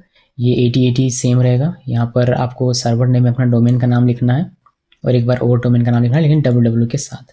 फिर ये फेव आइकन के लिए इसको छोड़ देना है, इसे एज इट इज़ रहेगा। फिर ये आपका हेडर्स कुछ सेट किया हुआ, ये एज इट इज़ रहेगा। बस यहाँ पर आपको प्रॉक्सी पास में ये रन के अंदर में जो आपका सॉक फाइल होता है उसको मेंशन करना पड़ता है, जो हमने लिखा होगा यहाँ पर। मैं आपको दिखाता हूँ सॉकेट में, देखिए ये वाला, तो वही हमने यहाँ पर मेंशन किया हुआ, ठीक है। तो वही आप मेंशन करेंगे यहाँ पर। उसके बाद स्टैटिक फाइल को हम लोग सर्व करेंगे किसी और जगह से। देखिए हमारा जो प्रोजेक्ट है वो है होम राज फिर मिनी ब्लॉग, लेकिन स्टैटिक फाइल के लिए हम लोग अलग स्थान बनाएंगे जो कि पब्लिक डायरेक्टरी पे होगा, वेब सर्वर के पब्लिक डायरेक्टरी पे, जो कि var होता है। वहाँ पर हम लोग एक फोल्डर बनाएंगे और वहाँ पर हम लोग स्टैटिक फाइल को जनरेट करवाएंगे और वहाँ से सर्व करवाएंगे। इस तरीके से मीडिया फाइल को भी वहीं से करवाएंगे। इस तरीके से हम लोग अपने प्रोजेक्ट को वेल ऑर्गेनाइज कर सकते हैं, क्योंकि मैंने आपको जेंगो कोर्स में बताया होगा, या फिर जब भी हम लोग डिप्लॉय करते होंगे तब भी मैंने आपको बताया होगा कि मीडिया फाइल्स को हम लोग एक्सटर्नल जगह से सर्व करवाते हैं, जिससे कि हमारा प्रोजेक्ट फास्ट चले। एक्सटर्नल जगह जैसे आपका ड्रॉप बॉक्स हो गया, आपका हो गया AWS का स्टोरेज जो फीचर है वहाँ से हो गया, तो उन जगहों से आप करवा सकते हैं। बट उसमें नहीं जा रहा मैं, उसके बजाय मैं आपको क्या करता हूँ पब्लिक डायरेक्टरी से करके दिखा देता हूँ। तो इस तरीके से आप कर सकते हैं कि प्रोजेक्ट से अलग जगह पर रखेंगे अपनी मीडिया फाइल्स को और स्टैटिक फाइल को, और वहाँ से सर्व कर, ये हम लोग करने वाले। सो ये देख लीजिएगा आप। और चलिए इसको कॉपी करके पेस्ट करते हैं। तो यहाँ से यहाँ तक मैंने कॉपी किया और फिर यहाँ ना राइट क्लिक करेंगे, ये पेस्ट हो जाएगा। जैसे कि मैंने आपको सारी चीज़ें बताई हुई पहले से ही कि हम लोग ये 80 पोर्ट पे लिसन कर रहे हैं। फिर हमें यहाँ से चेंज करना है अपना सर्वर नेम, जो कि मैंने लिख दिया है sonamkumari.com, और यहाँ से www के साथ sonamkumari.com। फिर ये फेव आइकन सेम रहेगा, फिर हेडर्स सारे सेम रहेंगे, बस यहाँ पर आपको अपना डोमेन, ये यूनिक्स कॉलन रन, उसके बाद अपना जो सॉक फाइल होता है पूरा वो लिखना है, यानी कि जो आप डोमेन का नाम लिखते हैं .unicorn.sock वो लिख दिया। और स्टैटिक फाइल के लिए जहाँ से आपको सर्व करवाना, नॉर्मली हम लोग इसको जो पब्लिक डायरेक्टरी होता है वेब सर्वर का, जो कि www वहाँ से सर्व करवाते हैं। अगर आप इसको अपने प्रोजेक्ट फोल्डर के अंदर से सर्व करवाएंगे तो वहाँ से आपको 403 फॉरबिडन का एरर मिल सकता है। तो उसके सॉल्यूशन के लिए भी हम लोग इसको यहाँ से सर्व करवा रहे हैं पब्लिक डायरेक्टरी से, और इसमें भी आपको 403 का फॉरबिडन मिल सकता है। उसको रिजॉल्व के लिए हम लोग इसको करें। इसको यहाँ पर रखने के 2 कारण हैं। पहला, 403 फॉरबिडन एरर से बचना, इसको रिजॉल्व करना, और दूसरा कि आप एक्सटर्नल से कैसे कर सकते हैं इसको सर्व, वह आप यहाँ पर देख पाएंगे कि प्रोजेक्ट फोल्डर के से बाहर से कैसे सर्व करता है मीडिया फाइल या स्टैटिक फाइल, वो आप देखेंगे। तो ये है इसमें, और कुछ खास नहीं। इसको कंट्रोल X प्रेस कीजिए, Y प्रेस कीजिए, इंटर प्रेस कीजिए, फिर ये आपका सेव हो जाएगा। पहले इस करके देख भी पाएंगे। यहाँ पर हमारा ये फाइल जनरेट हो चुका है। पहले ये डिफॉल्ट था सिर्फ, अब यहाँ पर ये फाइल आ चुकी है। अब इस फाइल का हमें सिंबॉलिक लिंक जनरेट करना है। कहाँ पर? CD, मैं आपको करके दिखाऊँ, साइट्स इनेबल्ड में, यानी कि साइट्स इनेबल्ड फोल्डर के अंदर मैं अभी हूँ। तो यहाँ पर मुझे लिंक जनरेट करवाना है, जो आपको यहाँ पर एक दिखेगा सेम इसी नाम से फाइल। तो इसको करेंगे कैसे? पहले इससे बाहर आते हैं, और उसको करने के लिए यहाँ पर आपको दिखेगा, ये पूरा का पूरा कॉपी कीजिए और यहाँ पर पेस्ट कर दीजिए। लिखा है sudo ln-s और etc nginx sites available sonamkumari.com, यानी कि ये वाला जो फाइल हमने अभी क्रिएट किया था उस फाइल को यहाँ पर लिखा गया है। इसका लिंक बनाना है कहाँ पर? etc nginx sites enabled, जो हम लोग अभी यहाँ पर घुस के देखा, यहाँ पर जब हमने घुस के देखा यहाँ पर, तो वहाँ पर बनाना है इसी सेम नाम से। ठीक है, तो हमने इंटर की प्रेस किया और ये हमारा बन चुका होगा। आप इसको जाकर वेरीफाई भी कर सकते हैं। साइट्स इनेबल्ड के अंदर जाइए और ls कीजिए, आपको यहाँ पर फाइल दिख जाएगी। पहले सिर्फ डिफ़ॉल्ट था, अब यहाँ पर ये फाइल है। ये फाइल क्यों ऐसा किया जाता है? बिकॉज अल्टीमेटली ये फाइल हमारा मेन कॉन्फ़िगरेशन में जाता है। अगर मैं आपको ls करके दिखाऊँ, डॉट करके बाहर आते हैं, और ये हमारा है मेन कॉन्फ़िगरेशन फाइल nginx का। तो ये फाइल यहाँ मेंशन है। तो यहाँ पर सिर्फ हम लोग रखते हैं अपने मैनेजमेंट के लिए, वरना आप डायरेक्टली इसके अंदर में फाइल क्रिएट कर सकते हैं, या फिर डायरेक्टली इसके अंदर जो कोड लिखा है उसको यहाँ पर भी मेंशन कर सकते हैं। बहुत सारे तरीके हैं, लेकिन जैसे जैसे प्रोजेक्ट्स बढ़ते हैं वैसे कॉम्प्लेक्सिटी बढ़ती जाती, इसलिए हम लोग एक ऑर्गेनाइज वे में रखते हैं, एक रूल्स फॉलो करके रखते हैं। तो रूल यही है कि पहले साइट्स अवेलेबल के अंदर में अपना फाइल जनरेट कीजिए, वर्चुअल होस्ट फाइल, फिर उसके लिए लिंक जनरेट करके साइट इनेबल्स के अंदर में उस फाइल को लेकर आइए, फिर यहाँ से ये यहाँ सर्व किया जाए। ये ऑर्गेनाइज करने का तरीका है। तो करते हैं क्लियर और आते हैं इंस्ट्रक्शन में। यहाँ पर ये कहता है कि ये तो कर लिया, अब चेक कीजिए कि कॉन्फ़िगरेशन सही है यानी। उसके लिए हम इसको कॉपी करेंगे, राइट क्लिक करके पेस्ट करते हैं, रन करते हैं। देखिए ये ओके बता रहा है, मतलब सब कुछ बढ़िया। अब हम लोग इसको रीस्टार्ट कर लेते हैं। इसको कॉपी किया और यहाँ पर आते हैं, हमारा रीस्टार्ट हो गया। बिकॉज हमने वर्चुअल होस्ट फाइल क्रिएट किया हुआ है तो एक बार रीस्टार्ट करना ज़रूरी होता है। वो रीस्टार्ट किया, जैसे रीस्टार्ट किया वैसे ही हमारा ये काम करना शुरू कर देगा। अब ये पेज नहीं दिखाएगा, बल्कि हमारा प्रोजेक्ट फोल्डर दिखाएगा। लेकिन यहाँ पर कुछ एरर आपको दिखेंगे। जैसे पहला एरर है disallowed host, invalid HTTP host header, जो कि ये दिख रहा है आपको। तो अलाउड होस्ट में आपको जाके इसको मेंशन करना पड़ेगा, फिर ये हमारा रिजॉल्व होगा। जो मैंने यहाँ पर लिखा हुआ है कि fix error disallowed host @ invalid host header, उसके लिए आपको क्या करना पड़ेगा? जेंगो प्रोजेक्ट के settings.py फाइल में जाना है। तो चलिए चलते हैं, तो CD और यहाँ से चलेंगे मिनी ब्लॉक के अंदर में। तो ये मिनी ब्लॉक के अंदर में आ गया मैं। और यहाँ पर आपको settings.py फाइल नहीं मिलेगी, इसके वजह आपको मिनी ब्लॉक के अंदर जाना पड़ेगा, यानी कि इनर प्रोजेक्ट फोल्डर के अंदर में, और यहाँ पर आपको मिलेगी settings.py फाइल। तो इसको आपको ओपन करना है। तो ओपन करने के लिए नैनो लिखिए और settings.py फाइल, इसको हमने ओपन कर लिया। ओपन करने के बाद ये कहता है कि आपको ये चेंज करनी है, अलाउड होस्ट में अपना डोमेन लिखना है। तो डोमेन को इस तरीके से लिखना है, एक बार www के बिना लिखना है, फिर कॉमा देकर एक www के साथ लिखना है, और कॉट के अंदर में लिखना है, दोनों को अलग अलग। जैसे इसका कॉट यहाँ से शुरू होकर यहाँ खत्म होता है, फिर कॉमा देना है, फिर इसका कॉट यहाँ से शुरू होकर यहाँ खत्म होता है। तो बस यहाँ पर आइए अपने फाइल पे, यानी कि यहाँ पे, और अलाउड होस्ट देखिए कहाँ पर है, क्योंकि यहाँ पर है। तो यहाँ पर आना अलाउड होस्ट पे यहाँ पर, और आई थिंक राइट मैंने कॉपी किया हुआ तो राइट क्लिक करने से ये पेस्ट हो जाएगा। देखिए पेस्ट आपको टाइप करना पड़ेगा, आप टाइप कर लीजिएगा जो आपका डोमेन रहेगा वो। इतना करना है, कंट्रोल X प्रेस कीजिए, Y प्रेस कीजिए, इंटर प्रेस कीजिए, और ये आपका सेव हो जाएगा। लेकिन चूंकि ये हमारा प्रोजेक्ट में चेंज हुआ है तो इसके रिफ्लेक्ट करे उसके लिए हमें क्या करना पड़ेगा? उसके लिए हमें रन करना पड़ेगा ये कमांड। तो daemon आपको रीलोड करवाना है। तो यहाँ पर हम लोग आते हैं और रीलोड करवाते हैं। वैसे रीलोड करवाना जरूरी नहीं है, सिर्फ इस वाले को रन करने से हमारा काम हो जाता है। मगर फिर भी मैंने एक बार रीलोड करवा लिया और फिर हम लोग इसको कॉपी करेंगे और पेस्ट करते हैं, एंटर की प्रेस किया और ये हमारा हो गया। अभी हम लोग यहाँ पर जाके देखेंगे, इसको रिफ्रेश करेंगे तो हमारा देखिए ये प्रोजेक्ट अब ओपन हो गया है, बट हमारा स्टैटिक फाइल काम नहीं कर रहा, यानी कि CSS काम नहीं कर रहा, जावास्क्रिप्ट काम नहीं कर रहा, हमारा इमेज भी नहीं दिख रहा हीरो इमेज, और हमारा मीडिया फाइल भी काम नहीं कर रहा, यानी कि जो यूज़र अपलोडेड फाइल था वो भी काम नहीं कर रहा। तो कैसे फिक्स करते हैं ये सब आपको धीरे धीरे पता चलता जाएगा। अब क्या करना है, हमें स्टैटिक फाइल और मीडिया फाइल सर्व करवाना है। उसके लिए हमें फोल्डर क्रिएट करनी पड़ेगी। कहाँ पर हमने मेंशन किया था कि हमारा जो स्टैटिक फाइल और मीडिया फाइल रहेगा वो रहेगा var www के अंदर में। तो हमें वहाँ पर जाना पड़ेगा और एक मिनी ब्लॉग नाम का जो भी हमारा प्रोजेक्ट फोल्डर है उस नाम का हमें फोल्डर वहाँ पर क्रिएट करना पड़ेगा। वह क्रिएट करेंगे, उसके बाद हमें यहाँ पर ये सारी चीज़ें फॉलो करनी पड़ेगी।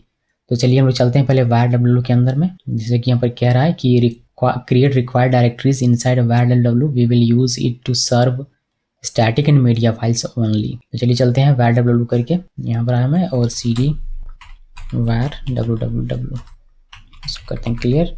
और यहाँ पर क्या करना है, mkdir मिनी ब्लॉग, इनके जो प्रोजेक्ट फोल्डर का नाम है उसी नाम से एक हमने डायरेक्टरी बना लिया, बट ये परमिशन डिनाइड कर रहा है।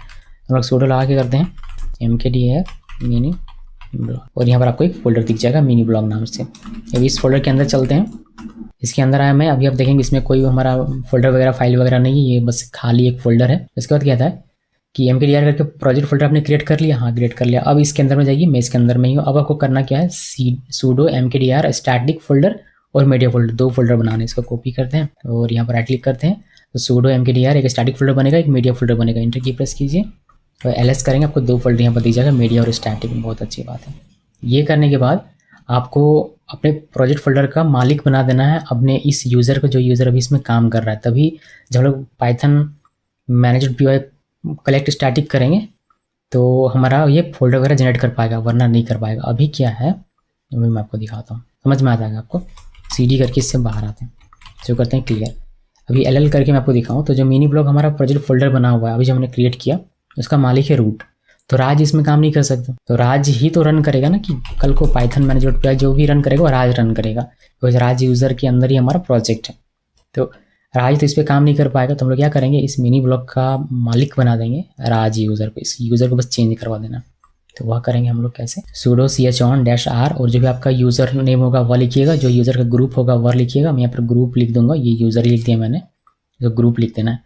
तो sudo chon-r यूज़र नेम राज, ग्रुप राज और मिनी ब्लॉग जो प्रोजेक्ट फोल्डर का नाम है वो कॉपी किया। कॉपी करने के बाद यहाँ पर पेस्ट कीजिए और एंटर की प्रेस कीजिए और ये हो गया। आप ll करके देख भी सकते हैं, पहले ये रूट था इसका, इस फोल्डर का मालिक, बट अब राज हो चुका है। तो राज इसमें कुछ भी कर सकता है। इसके अंदर मैं जाता हूँ मिनी ब्लॉग और ll करता हूँ, तो देखिए स्टैटिक का राज मालिक है, मीडिया का राज मालिक। तो राज इसके अंदर में फाइल्स फोल्डर क्रिएट कर सकता है, ये हमने किया हुआ, जो कि बढ़िया। यहाँ तक का काम हो गया। अभी यहाँ पर आते हैं, if you want to use developments media file then we should move developments media file to public directory. ये ऑप्शनल है, अगर आप करना चाहते हैं तो कीजिए, वरना मत कीजिए। जैसे कि मैंने आपको शुरू में ही कहा था कि अगर आप डेवलपमेंट के मीडिया फाइल्स को लेकर जाना चाहते हैं अपने प्रोडक्शन में, तो फिर आप इसको कॉपी पेस्ट कीजिए, वरना आप उसको .gitignore पे लिख सकते हैं, वो नहीं जाएगा। लेकिन मुझे चाहिए था तो मैं इसको लेकर आ गया। अब जब लेकर आ गया हूँ तो मुझे मीडिया फाइल्स को अपने जो राज के अंदर में उसको वहाँ से उठा के पब्लिक डायरेक्टरी पर रखना पड़ेगा, बिकॉज पब्लिक डायरेक्टरी से वो सर्व होगा, तो वहाँ पर इसका कोई काम नहीं है। तो उसके लिए मैं क्या करेंगे हम लोग अपने प्रोजेक्ट फोल्डर पे चलते हैं। ये मुझे चाहिए इसलिए कर रहा हूँ, आपको नहीं चाहिए होगा तो आप नहीं करेंगे, because most of the time आपको नहीं चाहिए होगा। क्यों? क्योंकि प्रोडक्शन में user uploaded files user upload करके आपको देगा, ना कि आप अपना डेवलपमेंट वाला रखेंगे। बट इनिशियली कभी कभी अगर रखना पड़ सकता है, तो उसके लिए मैं आपको ये बता दे रहा हूँ। क्योंकि नहीं बताऊँगा तो ये स्किप हो जाएगा, लेकिन बता दे रहा हूँ तो आप देख कर सीख कर, नहीं करना तो छोड़ भी सकते हैं। इसलिए करके दिखाता हूँ। पहले प्रोजेक्ट फोल्डर के अंदर जाना है, फिर sudo mv करना है और मीडिया फोल्डर के अंदर जितनी भी फाइल होंगे सबको मूव कर देना है कि इसके अंदर में, इसके अंदर में। तो चलिए करते हैं, इसको कॉपी कर लेता हूँ मैं। कॉपी किया और यहाँ पर आते हैं cd और प्रोजेक्ट फोल्डर के अंदर जाना है मिनी ब्लॉग। अभी इसमें अगर आप CLS करेंगे तो आपको, मतलब LS करेंगे तो आपको दिखेगा मीडिया फोल्डर। तो CD मीडिया के अंदर चलते हैं तो हमें यहाँ पर दिख जाता है ये वाली एक फोल्डर, और इसके अंदर में हम लोग जाते हैं तो यहाँ पर हमें दिख जाता है ये वाली फाइल्स दो। तो बस हमें ये पूरा फोल्डर ही मूव कर देना है, जिससे ये फाइल्स भी मूव हो जाएगा वहाँ पर। तो करके मैं आपको दिखाता हूँ मैं आपको। अभी हम लोग इसमें बाहर निकलते हैं, इससे एक बार और बाहर निकलते हैं। यहाँ पर रहना, अपने प्रोजेक्ट फोल्डर के पास रहना है, यहाँ पर sudo mb मीडिया यानी कि मीडिया फोल्डर जो हमारा था, मैं एक बार उसको ls कर लेना कि मैं आपको दिखा भी सकूँ। तो अभी देखिए, तो यहाँ पर मैं लिखा sudo mb और मीडिया, इस फोल्डर के अंदर जो कुछ भी है उसको हमने स्लैश स्ट्रेस करके लिख दिया हुआ, वह चला जाएगा कहाँ पर, var www मिनी ब्लॉग के अंदर, मीडिया फोल्डर हमने भी क्रिएट किया था उसके अंदर में। तो बस आपको इंटर की प्रेस करना है और ये चला गया होगा। आप इसको वेरीफाई कर सकते हैं, जैसे आप cd मीडिया के अंदर में जाएंगे तो ls करेंगे तो आपको यहाँ पर कुछ भी नहीं दिखेगा, ये मूव हो चुका है। यहाँ पर इसको वेरीफाई कर सकते हैं, cd var www के अंदर में जाइए, मिनी ब्लॉग और मीडिया फोल्डर के अंदर में यहाँ जाइए, ls कीजिए, देखिए आपको p इमेज यहाँ पर दिख जाएगा, cd p इमेज के अंदर जाकर देखें तो आपको दोनों ही इमेजेस यहाँ पर मिल जाएगी। तो यहाँ आ चुका है, मूव हो चुका है, आपने वेरीफाई भी कर लिया। तो क्या सिर्फ इतना करने से काम हो जाएगा? नहीं, आपको क्या करना पड़ेगा, इसको मेंशन भी करना पड़ेगा settings.py फाइल में। तो हम लोग जाएंगे अपने प्रोजेक्ट फोल्डर के अंदर, फिर इनर प्रोजेक्ट फोल्डर के अंदर में, फिर settings.py फाइल को ओपन करेंगे और ये सारी चीज़ें मेंशन करेंगे कि हमारा जो स्टैटिक फाइल होगा वो यहाँ से होगा और जो मीडिया फाइल होगा उसका ये यहाँ से होगा, ये हमें मेंशन करना पड़ेगा। तो चलिए करते हैं और इन दोनों को फिर हमें कॉपी पेस्ट में कॉपी कर लेता हूँ पहले से। चलिए ओपन करते हैं settings.py फाइल, तो इसको cd और जाना है कहाँ, मिनी ब्लॉग, यहाँ के हमें इसको क्लियर करते हैं। ये हमारा cd मिनी ब्लॉग इसके अंदर है, ls करके देखिए settings.py फाइल, तो नैनो settings.py फाइल, इसको मैंने ओपन किया और सबसे नीचे चले आना है आपको। मैंने स्टैटिक URL जहाँ भी आपको मिलती दिख जाए वहाँ पर, तो सबसे नीचे ही रहता है। देखिए यहाँ पर आपको दिख रहा है स्टैटिक URL, स्टैटिक रूट नहीं है, बहुत अच्छी बात है, वो नहीं है तो बढ़िया, इसमें राइट क्लिक कीजिए, आपका पेस्ट हो जाएगा। तो स्टैटिक रूट हमने ये लिख दिया, हमने लिख दिया कि var www के अंदर मिनी ब्लॉग नाम से स्टैटिक फोल्डर के अंदर में, वहाँ से हमारा स्टैटिक फाइल सब होने वाला है, ताकि जितना भी स्टैटिक फाइल होगा सब यहाँ पर हमारा जनरेट होगा जब हम लोग कलेक्ट स्टैटिक करेंगे तब। उस तरीके से मीडिया रूट भी हमें चेंज कर देना है, तो उसके लिए हम इसको पहले डिलीट करते हैं इस पूरे को, और इसको हम लोग कॉपी करेंगे यहाँ से, मतलब लिख भी सकते हैं आप, लेकिन लिखे कौन, जब मिल रहा है लिखा हुआ, राइट क्लिक करते हैं, ये पेस्ट हो जाएगा मीडिया रूट, देखिए var www mini blog media इस फोल्डर पे। बस इतना करना है, और क्या करना है, और एक काम करते हैं, डीबग को फॉल्स कर ही देता हूँ इस पर, ठीक है। वैसे तो इसको लास्ट में करना चाहिए ताकि आपको कोई एरर आए तो वो दिख जाए सामने, मगर मैं कर देता हूँ। तो यहाँ पर आते हैं, और कहाँ गया भाई, नाच रहा है ये इधर उधर, देखिए ट्रू है, इसको हटाना है, यहाँ पर फॉल्स लिखना है, कंट्रोल X प्रेस कीजिए, Y प्रेस कीजिए, इंटर प्रेस कीजिए, और आपको ये सेव हो जाएगा। उसके बाद ये हो गया। अभी आपको रीसेट करना है, बिकॉज आपने अपने प्रोजेक्ट के कोड में चेंज किया तो आपको रीसेट कर लेना है। इसको कॉपी किया, कॉपी करने के बाद यहाँ ये राइट क्लिक कीजिए, एक बार डीमन को रीसेट किया। अभी हमें जियोनिकॉर्न करना है, इस पूरे को कॉपी करते हैं और पेस्ट किया, इंटर की प्रेस करेंगे, ये अभी हमारा रीसेट हो जाएगा। अब अगर हम लोग यहाँ पर आके रिफ्रेश करते हैं इसको, तो आपको कम से कम मीडिया फाइल दिख जाएगा। देखिए मीडिया फाइल्स दिख रहा है, CSS का फाइल अभी भी नहीं दिख रहा है क्योंकि CSS हमने जनरेट नहीं किया, इस टाइम उसे हमें कमांड के थ्रू जनरेट करवाना पड़ता है, लेकिन मीडिया फाइल हमारा दिख रहा है तो CSS भी दिखेगा। तो ये यहाँ पर स्टेप्स में ये देखिए आपको कह रहा है कि आपको एक्टिवेट करना है अपना वर्चुअलियन भी, तो चलिए एक्टिवेट करेंगे। उसके लिए हम लोग जाके अपने प्रोजेक्ट फोल्डर के अंदर में फिर सोर्स लिख के आपको ये करना है। तो चलिए मैं आपको करके दिखाता हूँ। यहाँ पर आते हैं और मैं प्रोजेक्ट फोल्डर के अंदर ही हूँ, वैसे देखा जाए तो मैं बस एक्टिवेट करना, तो सोर्स लिखना है, MB हमारे वर्चुअलिन का नाम है, इसके अंदर में बिन है और इसके अंदर में एक्टिवेट, यहाँ पर एक्टिवेट हो गया जो कि आप देख सकते हैं। अब हमें यहाँ पर कुछ कमांड्स रन करनी है, जैसे हमें पहले क्लियर कर लेना है जो भी कैशे हो वह, तो इसको रन करते हैं। और ये रन करने के लिए आपको चाहिए जेंगो एक्सटेंशन, ये वाला पैकेज जो हमने इंस्टॉल करके रखा हुआ था, तो उसकी वजह से हम लोग ये रन कर सकते हैं। अगर ये आपका इंस्टॉल नहीं है पैकेज तो ये दोनों काम आपका नहीं करेगा। तो इसको कॉपी किया और यहाँ पर आते हैं, राइट क्लिक किया, पेस्ट किया और ये क्लीन कर देगा, जो भी PYC फाइल होगा उस सबको डिलीट कर देता है। उसके बाद कैशे क्लियर कर सकते हैं, मैंने इसको कॉपी किया, तो ये डेवलपमेंट का जो कैशे होगा वो सारा क्लियर हो जाएगा। अब हमारा प्रोडक्शन अपना जो आएगा वो हमारा आएगा।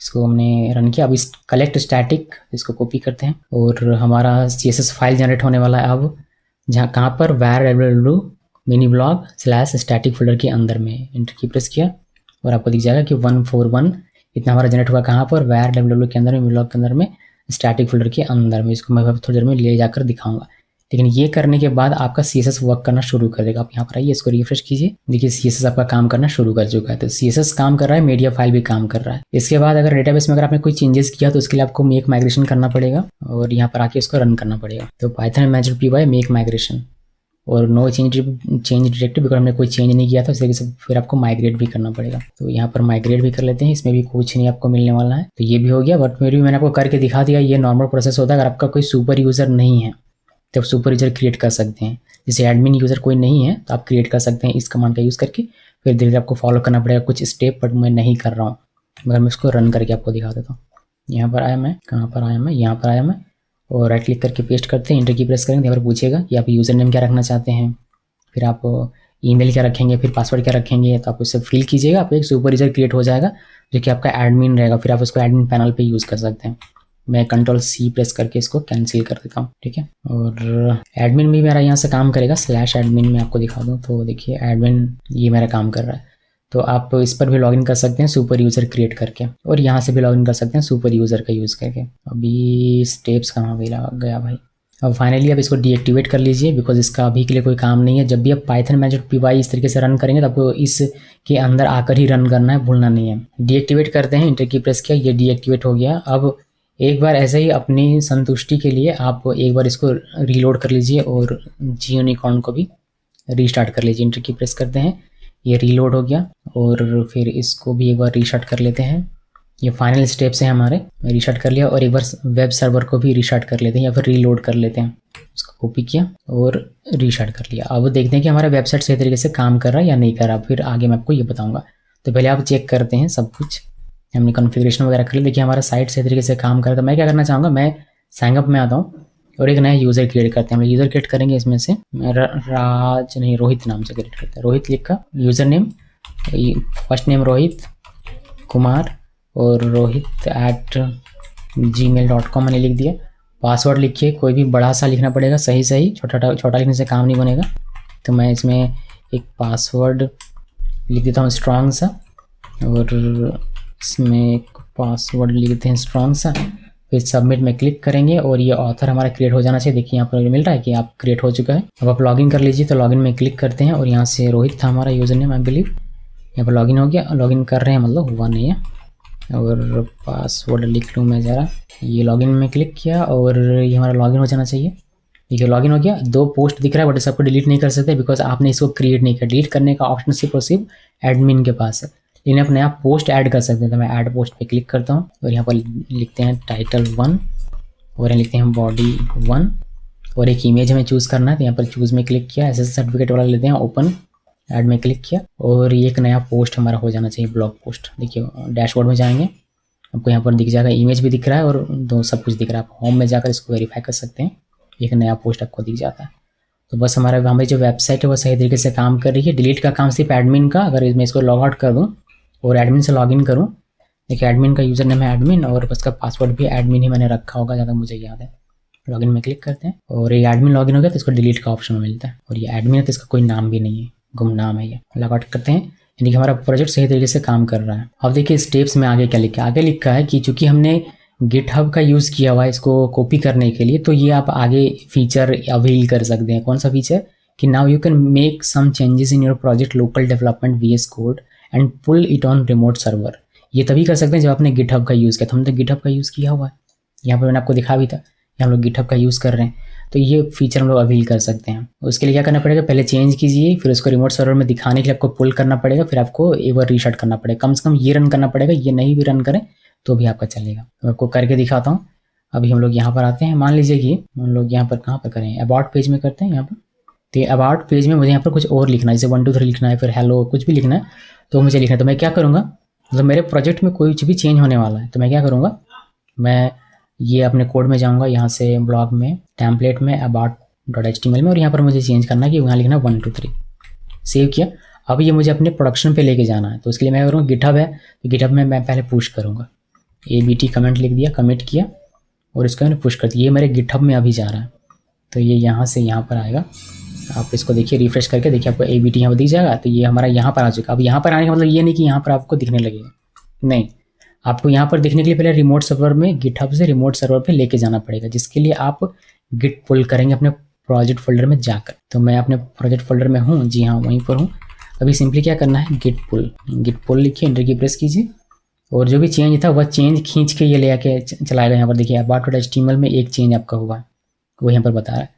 तो आपको चेंज हो गया। चेंज करने के बाद अगर हम लोग इसको रिफ्रेश करते हैं, यहाँ पर मैंने इसको रिफ्रेश किया तो मुझे यहाँ पर चेंज दिखाई नहीं देता। आपको चेंज देखने के लिए एक बार ये रन करना पड़ेगा, कहाँ गया, ये रीस्टार्ट करना पड़ता है GUnity को। तो यहाँ पर आइए, राइट क्लिक करके इसको पेस्ट किया, रीस्टार्ट हो गया ये हमारा। अब हमारा जो चेंज है वह चेंज आपको यहाँ पर दिख जाएगा। देखिए 1 2 3 दिख रहा है, तो ये आपको दिखेगा। तो बस ध्यान रखिएगा कि जब भी आप कोई चेंज करें यहाँ से पुश करें तो रिमोट सर्वर पे जाके आपको पुल करना पड़ेगा, और फिर आपको इसको रीस्टार्ट करना पड़ेगा। ये 2 काम करना। अब रीस्टार्ट करने के बजाय आप इस प्रोसेस को किल करके रीलोड करवा सकते हैं।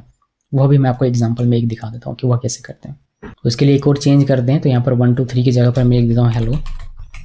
सेव किया, फिर इसको पुश करेंगे, तो मैं यहाँ पर इसमें इस बार लिखता हूँ ABC कमेंट में कमिट किया, यहाँ से पुश किया, ये गिटहब पे जा रहा है अभी के लिए। गिटहब पे जाने के बाद यहाँ पर आपको पुल करना है, सो क्लियर करते हैं गिट पुल, और वह जो चेंज किया था हेलो लिखा था वह चेंज हमें यहाँ पर रिमोट सर्वर पे मिल जाएगा, बट वह अभी आपको यहाँ पर दिखेगा नहीं, यहाँ पर दिखेगा नहीं, आपको पुराना डेटा ही दिखेगा। देखिए कभी कभी ये दिखता है और उसका रीज़न है कि कैशे की वजह से कभी कभी आपको ये कंफ्यूज कर देगा कि एक बार आप आके रिफ्रेश करेंगे तो आपको हेलो दिख जाएगा। देखिए दिख रहा है मुझे, बिना रिस्टार्ट किए बिना किल किए मुझे दिख रहा है, लेकिन फिर से मैं जब इसको रिफ्रेश करूँगा तो फिर से मुझे वो पुराना डेटा दिख सकता है। देखिए फिर से दिखने लगा, तो ये आपको कंफ्यूज करेगा। तो ऐसे कंफ्यूज नहीं होना, ये कैशे की वजह से होता है। हमें क्या करना है, इसको एक बार रीस्टार्ट करना है या फिर किल करके फिर से रीलोड करवाना। फिर हमारा ये जो आना जाना ये लगा हुआ है कि कभी पुराना डेटा दिखता है कभी नया डेटा दिखता है, ये नहीं होगा। तो एक्जैक्टली सिर्फ और सिर्फ नया डेटा दिखे उसके लिए आपको इसका या तो रीस्टार्ट कीजिए इसका यूज़ करके, जो मैंने आपको दिखाया था पिछली बार। अभी आपको दिखाता हूँ कि इसको किल करके कैसे रीलोड कर सकते हैं। उसके लिए मैंने इसको यहाँ पर लिखा हुआ, या तो आप ये यूज़ करेंगे यहाँ से यहाँ तक का, या फिर आप ये यूज़ करेंगे। तो ये मैंने कॉपी किया और यहाँ पर इसको पेस्ट कीजिए और इंटर की प्रेस कीजिए। माफ़ कीजिएगा हमने यहाँ पर चेंज नहीं किया, ये इनर प्रोजेक्ट हमें चेंज करना था, तो हम लोग वापस से करते हैं इसको, कोई नहीं। तो इसको हम लोग क्या करना है, इसमें कुछ चीज़ें चेंज करनी है, जैसे कि यहाँ पर मुझे चेंज करना है, ये इनर प्रोजेक्ट फोल्डर नहीं लिखना है, ये यहाँ मुझे लिखना है, यहाँ पर मुझे क्या लिखना है, मैं एक बार क्लियर कर लेता हूँ इसको, वापस से क्लियर कर लेते हैं। एक बार क्लियर कर लिया मैंने, फिर से मैं इसको पेस्ट करता हूँ। अब देखिए तो यहाँ पर आप इस इनर प्रोजेक्ट फोल्डर का नाम यहाँ से हटाएंगे और मिनी ब्लॉग लिखेंगे, बिकॉज मिनी ब्लॉग ही उसका नाम है। अभी इंटर की प्रेस करना है और ये किल हो जाएगा। अब किल होने के बाद हमारा रीलोड हो गया होगा, जिसकी वजह से आपको सिर्फ और सिर्फ नया डेटा ही दिखेगा। अब ये ऐसे इन बिटवीन स्विच नहीं करेगा कि कभी पुराना डेटा कभी नया डेटा। आप इसको 1000 बार रिफ्रेश कीजिए, आपको नया डेटा ही दिखाई देगा। अभी आगे बढ़े हम लोग इसमें, ये तो खत्म हो चुका है वैसे, यहाँ पर ये हमारा खत्म हो चुका है, डेप्लॉयमेंट का काम खत्म, द एंड। आप अब घर जा सकते हैं। लेकिन अगर आपको जानना है आगे थोड़ी सी जानकारी कि यहाँ जो हमने ये कमांड रन किया एक्चुअली में कर क्या रहा है ये वाला, तो आप इसको समझिए। देखिए यहाँ पर बहुत सारे कमांड्स, बहुत सारी चीज़ें एक साथ लिखी गई है। PSAUX ऑक्स, PSX ऑक्स क्या करता है, हमें बताता है कि हमारा कौन कौन सा सिस्टम पर भी प्रोसेस रन कर रहा है। जैसे मैं PSAUX करके आपको दिखाऊँ तो देखिए हमें जैसे कि टास्क मैनेजर किस तरीके से विंडोज़ ऑपरेटिंग सिस्टम के अंदर होता है, देख लो इसी तरीके से आपको ये बताता है कि कोई यूज़र कौन सा यूज़र रन कर रहा है, इसकी PID क्या है, फिर कितना % CPU ले रहा है, कितना % मेमोरी ले रहा है, और क्या नाम है उस प्रोसेस का, वो आपको यहाँ पर देखने को मिल जाता है। और स्टेट स्टार्ट ये सब टाइम वगैरह दिख जाता है, तो ये आपको दिख जाता है। तो PSAUX से हमने कहा कि सब जितना भी प्रोसेस है सबको निकालो और उसमें से ग्रिप करो गनीकॉर्न को या फिर GUnicorn को, फिर उसमें से ग्रिप करो इस मिनी ब्लॉक को, फिर उसमें से जो कॉलम 2 है यानी कि जो कॉलम 2 PID है उस PID को निकालो, फिर उस PID से हम लोग XARGS लगा के किल कर दे रहे हैं। किल कर रहे हैं मीन्स किल का यूज़ करके रीलोड करवा रहे हैं उस प्रोसेस को। -HUP जो होता है ये फ्लैग ये रीलोड करवाता है उस प्रोसेस को। मतलब समझ में नहीं, आपको एक एक करके एग्जीक्यूट करवा के दिखाता हूँ। जैसे अभी PSAUX से सारा प्रोसेस हमें दिख जाता है। अभी हमें क्या करना है, सारा प्रोसेस हमें नहीं चाहिए, हमें चाहिए सिर्फ वो प्रोसेस जिसमें कि GUnicorn है। तो उसके लिए आप यहाँ पर लिखेंगे PSAUX और ये पाइप लिखना है, फिर ग्रेप लिखना है और GUnicorn ऐसे लिखिए, इंटर की प्रेस कीजिए और ये सिर्फ और सिर्फ आपको बताएगा वह प्रोसेस जिसमें GUnicorn ये टेक्स्ट या कीवर्ड मेंशन है।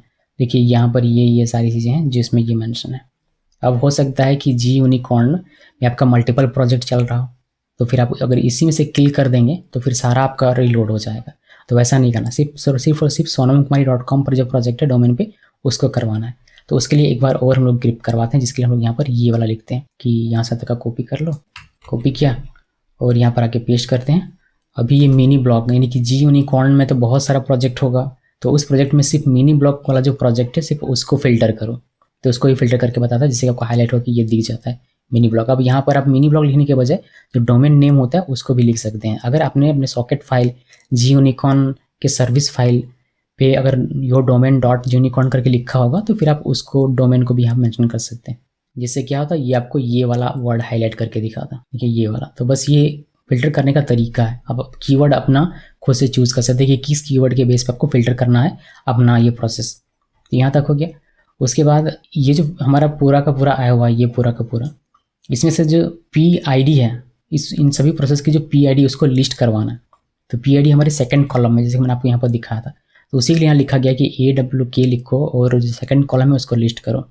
अब यहाँ से यहाँ तक रन करेंगे, कॉपी किया और यहाँ पर पेस्ट करेंगे, तो आपको सिर्फ PID दिखेगी जिस प्रोसेस में। देखिए सभी प्रोसेस को निकालो, फिर उसमें से सिर्फ GUnIcorn को निकालो, फिर उसमें से इस वाले प्रोजेक्ट का सिर्फ प्रोसेस निकालो और उस प्रोसेस में सेकंड कॉलम में जो भी PID नंबर है वह सारा यहाँ पर लिस्ट कर दो।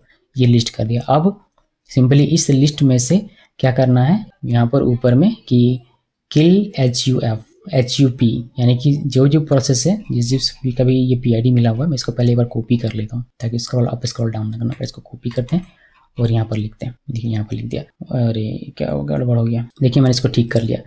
तो यहाँ से यहाँ तक में हमें मिल जाता है क्या कि पहले सभी प्रोसेस के अंदर से देखो कि GUnIcorn का प्रोसेस कौन सा है, फिर इसमें देखो कि GUnIcorn सभी GUnIcorn में से हमारे प्रोजेक्ट का कौन सा है, फिर उसका जो कॉलम 2 है उसका पूरा लिस्ट कर दो, जो कि मुझे यहाँ पर लिस्ट होकर मिल जाता है। अब उसमें हमने एक्स्ट्रा ये वाला लगाया हुआ है। जैसे हम लोग कह रहे हैं कि ये क्या करेगा, ये kill-HUP ये क्या करेगा, ये इस प्रोसेस एक एक करके इस प्रोसेस पे जाएगा और सबको रीलोड करवाएगा, जिससे कि हमारा प्रोजेक्ट रिफ्रेश होगा, हमारा एप्लीकेशन रीलोड हो जाएगा। तो वही काम हम लोग कर रहे हैं। वही सिंपली आप इंटर की प्रेस करेंगे और आपका ये रीलोड हो जाएगा और फिर आपको नया चेंजेस यहाँ पर देखने को मिल जाएगा। बस इतना ही है और इसमें कुछ खास है नहीं, उसका मीनिंग बस इतना ही था। अब वह यूज़ करने के बजाय आप नॉर्मली ये भी यूज़ कर सकते हैं जिसमें kill-HUP और PS फिर -C GUnIcorn, बट ये ज़्यादा बेटर ऑप्शन नहीं लगा मुझे, मगर फिर मैंने यहाँ पर लिख दिया बिकॉज बहुत लोग इसको भी यूज़ करते हैं।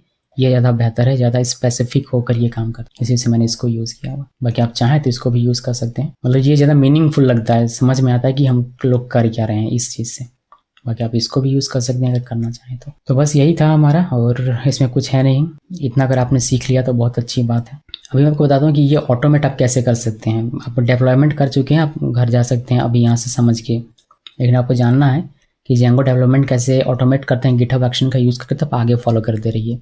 मतलब अभी क्या करना पड़ता है, अभी अगर हम लोग कुछ भी चेंज करते हैं, जैसे हेलो को मैं अगर यहाँ से हटा के फिर से करता हूँ, मान लीजिए गिक्की शो लिखा मैंने और इसको सेव करूँ, तो मुझे ये क्या करना पड़ता है, यहाँ पर चेंज किया मतलब क्या चेंज किया भाई, हमने यहाँ कमेंट लिखा, कमिट किया और यहाँ से पुश किया, ये हमारा चला गया GitHub पे। अब हमें क्या करना था, ये चेंज देखने के लिए रिमोट सर्वर पे जाके उसको पुल करना पड़ता था। यहाँ पर आना होता है, इसको करते हैं रिफ्रेश, इसको करना पड़ता है git पुल, जिससे कि जो GitHub का चेंज आया हुआ है उसको ये यहाँ पर कॉपी पेस्ट कर ले, जो कि ये कर चुका, आप देख सकते हैं इसने चेंज किया हुआ।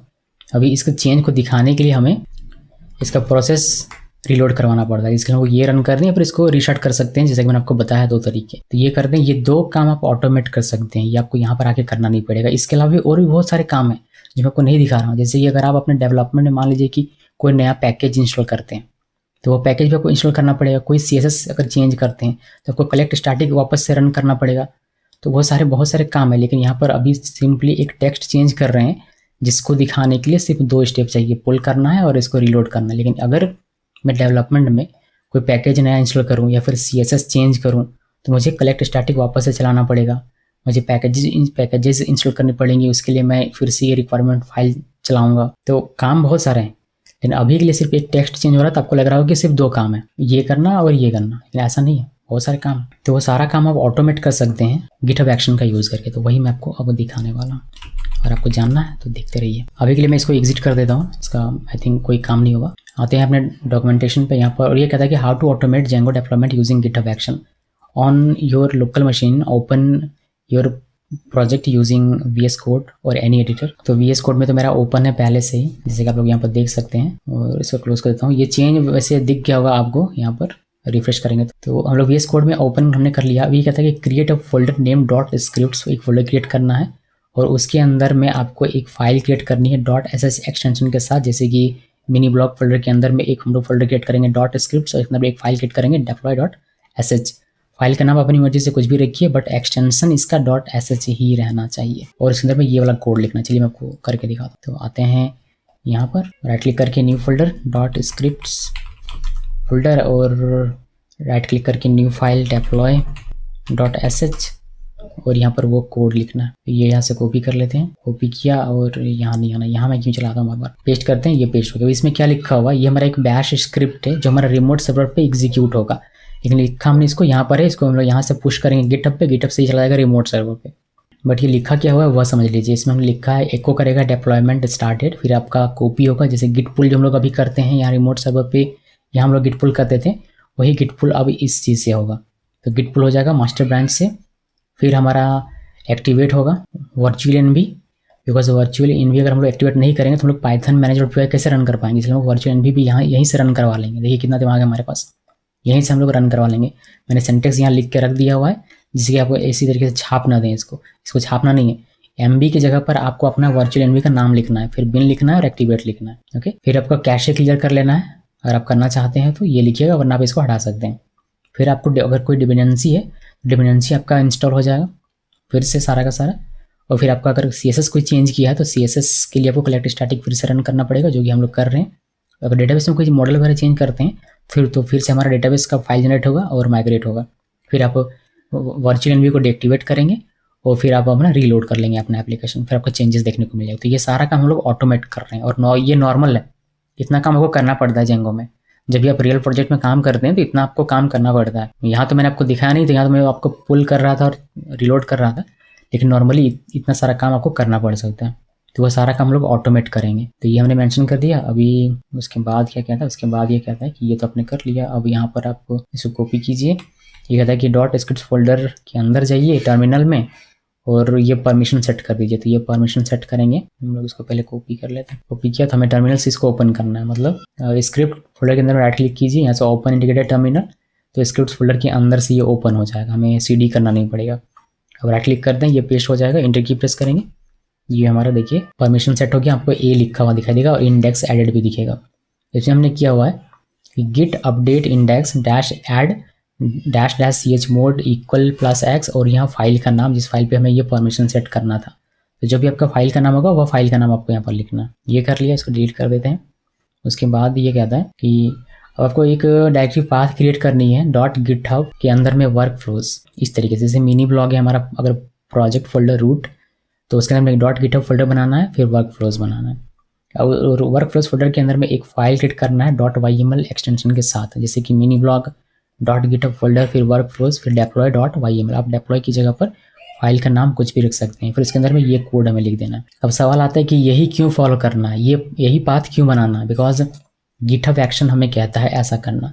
तो गिटहब एक्शन में अगर आप जाएंगे, यहाँ पर एक्शंस में क्लिक करेंगे, तो यहाँ से आप एक्शन मैनुअली क्रिएट कर सकते हैं, जो हम लोग यहाँ पर मतलब ऑटोमेटिकली यहाँ से क्रिएट कर सकते हैं। जो मैनुअली हम लोग क्रिएट करने वाले हैं ये वाला, इस तरीके से फॉलो करके उसको आप यहीं से क्रिएट कर सकते हैं। इसके लिए आपको जेंगो, यहाँ पर देखिए जेंगो मिल जाए, बिकॉज जेंगो का प्रोजेक्ट है, तो ये थोड़ा सा इंटेलिजेंट है, आपको जेंगो सजेस्ट करके दे देता है यहाँ पर।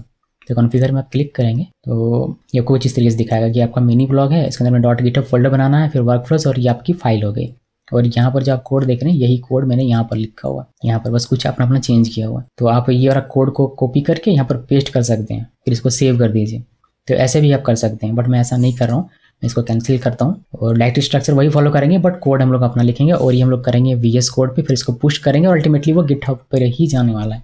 तो यहाँ पर आइए, राइट क्लिक कीजिए, न्यू फोल्डर, और यहाँ पर लिखिए .github, ये फोल्डर हो गया। अभी इस पर राइट क्लिक कर दें, न्यू फोल्डर, और यहाँ पर हम लोग बनाएंगे वर्क फ्लोज। स्पेल सही से रहना चाहिए वरना गड़बड़ हो जाएगा। वर्क फ्लोज लिखा, वर्क फ्लोज पर राइट क्लिक कर दें, न्यू फाइल, और यहाँ पर लिखना है deploy.yml। फाइल का नाम अपनी मर्जी से कुछ भी लिख सकते हैं, और जो हमारा ये पूरा था इसको कॉपी करना है और फिर इसको पेस्ट कर डालना है। यहाँ पर पेस्ट कर दिया। इसमें क्या कोड लिखा है, इसमें लिखा हुआ है कि ये जो वर्क फ्लो है हमारा, ये कब ट्रिगर होगा, जब कोई पुश करेगा या पुल करेगा मास्टर ब्रांच पे। जैसे जब भी हम लोग चेंज करते हैं, यहाँ पर कोड में कोई चेंज किया, उसको पुश करते हैं हम लोग गिटहब पे, मास्टर ब्रांच पे जाता है वो, तो हमारा ये वर्क फ्लो ऑटोमेटिकली रन हो जाएगा। जैसे ही रन होगा, ये क्या करेगा, ये ऑथेंटिकेट करेगा। एक स्क्रिप्ट इसमें है जिसमें लिखा गया है कि आपको होस्ट दे रहा हूँ, मैं यूज़र नेम दे रहा हूँ, पोर्ट दे रहा हूँ और SSH की दे रहा हूँ। इस क्रेडेंशियल से आप मेरे रिमोट सर्वर पे एक्सेस ले सकते हैं। ये वर्क फ्लो हमारे रिमोट सर्वर पे एक्सेस ले लेगा, लॉगिन कर जाएगा। जो हम लोग SSH राज करके कर दें वह इस क्रेडेंशियल से कर जाएगा। अब हमारा ये रिमोट सर्वर पर है, यूबुंटू ऑपरेटिंग सिस्टम के अंदर है। वहाँ पर यह क्या करेगा, हमारे प्रोजेक्ट फोल्डर के अंदर जाएगा, जो कि है मिनी ब्लॉग। लिखिए मिनी ब्लॉग, इसके अंदर जाएगा। अब वहाँ पर जाके ये स्क्रिप्ट deploy.sh इस वाले फाइल को एग्जीक्यूट करवा देगा। और ये एक बैश स्क्रिप्ट है, तो ये टर्मिनल में हमारा चलता बनेगा। गिट पुल कर लेगा, ऑटोमेटिकली एक्टिवेट कर लेगा, कैशे क्लियर कर देगा, सारा पैकेज इंस्टॉल कर देगा, कलेक्ट कर देगा CSS के लिए, स्टैटिक फाइल्स के लिए, फिर माइग्रेशन कर देगा, डीएक्टिवेट कर लेगा और रीलोड भी कर देगा। सारा हमारा टर्मिनल में ऑटोमेटिकली एग्जीक्यूट हो जाए। तो इस तरीके से ये पूरा ऑटोमेट हो जाएगा। अभी क्या करना है, अभी हमें जैसे कि यहाँ पर होस्ट लिखा, यूज़र नेम लिखा, पोर्ट लिखा, SSH किया, क्या ये लिखने से काम हो जाएगा? नहीं, यहाँ पर आपको एक्चुअल वैल्यू लिखना पड़ेगा। मतलब यहाँ पर आपको होस्ट की जगह पर आपको अपने रिमोट सर्वर की IP लिखनी पड़ेगी। फिर आपको यहाँ पोर्ट में अपना रिमोट सर्वर का पोर्ट लिखना पड़ेगा। यहाँ पर आपको अपना यूज़र नेम राज लिखना पड़ेगा। आपको एक SSH की जनरेट करके यहाँ पर लिखना पड़ेगा। तो अगर हम लोग यहाँ पर लिख देते हैं और मान लीजिए कि हमारा ये प्रोजेक्ट पब्लिक हो तो सबको दिख जाएगा। तो वैसा ना करके हम लोग सीक्रेट्स वेरिएबल बनाएंगे अपने गिटहब एक्शन के लिए और वहाँ से ये वैल्यूज़ खींच के लाएगा। तो ये एज अ वेरिएबल एक्ट करेगा यहाँ पर और इसका वैल्यू हम लोग अपने गिटहब एक्शन में देंगे। कैसे देंगे वह तो मैं आपको दिखाऊंगा। तो यहाँ पर ये काम हमने कर लिया। अभी यहाँ पर ये कहता है कि go to your GitHub repo, click on settings. Settings में चले जाएंगे। उसके बाद क्या करना है, सीक्रेट्स एंड वेरिएबल्स जो कि आपको साइड बार में मिलेगा वहाँ पर क्लिक करना है। देन एक्शन चूज करना है। तो गिटहब रेपो में आ गया, सेटिंग्स में आ गया, साइड बार से सीक्रेट्स एंड वेरिएबल्स यहाँ पर दिख रहा होगा, एक्शन में चूज कर लिया। उसके बाद click on secret tab, click on new repository secret. तो हम लोग सीक्रेट टैब में ही हैं। यहाँ से न्यू रिपोजिटरी सीक्रेट यहाँ पर क्लिक करना है और यहाँ पर आपको 4 सीक्रेट्स ऐड करने हैं। पहला होस्ट, दूसरा पोर्ट, तीसरा यूज़र नेम और चौथा SSH की। होस्ट में सीक्रेट लिखेंगे आप अपने रिमोट सर्वर की IP, फिर पोर्ट में रिमोट सर्वर का पोर्ट, यूज़र नेम में रिमोट सर्वर का यूज़र नेम। अगर आपको यूज़र नेम नहीं पता अपने रिमोट सर्वर का तो आप अपने रिमोट सर्वर पे लॉगिन लीजिएगा और लिखिएगा हु एम आई, आपको अपना यूज़र नेम मिल जाएगा। फिर हमारा SSH की बारी आएगी। तो SSH की हमें जनरेट करना पड़ेगा गिटहब एक्शन के लिए कुछ इस तरीके से। तो करेंगे, पहले ये ऐड कर लेते हैं। यहाँ पर आना है, लिखना है होस्ट और यहाँ पर IP लिखनी है जो आपको यहाँ से मिल जाएगी। इसको कॉपी कर लीजिए, यहाँ पर पेस्ट कीजिए और ऐड सीक्रेट पे क्लिक कीजिए। एक पहला सीक्रेट हमारा ऐड हो गया। यहाँ पर जो आपने ये वैल्यू लिखा है नाम, ये नाम और ये नाम एकदम सेम होना चाहिए, तभी वहाँ से वैल्यू ये खींच पाएगा, वरना नहीं खींच पाएगा। अब बाकी का करते हैं। तो न्यू रिपोजिटरी सीक्रेट में फिर से क्लिक करना है, यहाँ पर पोर्ट लिखना है और फिर पोर्ट हमारा क्या 1034 से रिमोट सर्वर का, तो वह लिख दिया। ऐड सीक्रेट पे क्लिक किया, ये हमारा ऐड हो जाएगा। फिर न्यू रिपोजिटरी सीक्रेट पे वापस से क्लिक करना है। फिर हमारा तीसरा इसमें यूज़र नेम और हमने गलत लिख दिया, इसमें सही से लिखना है यूज़र नेम। यूज़र नेम है राज, तो राज लिखा, मुझे याद है तो मैं हु एम आई करके नहीं देख रहा हूँ। राज हमारा ऐड हो गया। अब एक और लास्ट हमारा बचा है यूज़र नेम, ठीक है स्पेलिंग। एक राज लास्ट हमारा बचा है SSH की, तो SSH की और यहाँ पर वैल्यू लिखेंगे हम लोग जनरेट करने के बाद। जनरेट कैसे करना है कुछ इस तरीके से, पहले रिमोट सर्वर पे लॉगिन लीजिए। तो हम लोग यहाँ पर आते हैं, SSH राज करते हैं और ये रिमोट सर्वर पे एक्सेस ले लेगा। उसके बाद आपको ये पूरा कॉपी करना है और पेस्ट करना पड़ेगा। तो यहाँ पर हम लोग लॉगिन ले चुके हैं। अभी आप देखेंगे cd.ssh के अंदर जाकर तो आपको यहाँ पर दिख जाएगा कि एक की हमारा ऑलरेडी जनरेट है। ये हमारा की हमने यूज़ किया हुआ था गिटहब से लिंक करने के लिए, कनेक्शन बनाने के लिए। तो हमें इस नाम से की नहीं बनाना है, वरना ये ओवरराइट हो सकता है। तो हम लोग क्या करेंगे, इससे पहले बाहर आते हैं, जो कॉपी किया था उसको पेस्ट करते हैं। तो हमने यहाँ लिखा है SSH कीजन और अब की बार हमने -F फ्लैग का यूज़ करके इसको मेंशन कर दिया कि किस नाम से आपको की बनाना है। आपको होम के अंदर में, राज के अंदर में .sh फोल्डर है, यानी कि ये वाला फोल्डर है, उसके अंदर में इस नाम से की बनाना है। अगर नहीं मेंशन करेंगे तो हो सकता है कि ये सेम इसी नाम से की जनरेट कर दे और ये हमारा रिप्लेस हो जाए, जो मैं नहीं चाहता। बिकॉज हमें गिटहब से भी कनेक्शन बना के रखना है, हमें सभी से अपना रिलेशनशिप बढ़िया रखना है। तो हमने ये एल्गोरिथम लगाया और यहाँ से आप कुछ भी लिख सकते हैं यहाँ पर अपनी मर्जी से।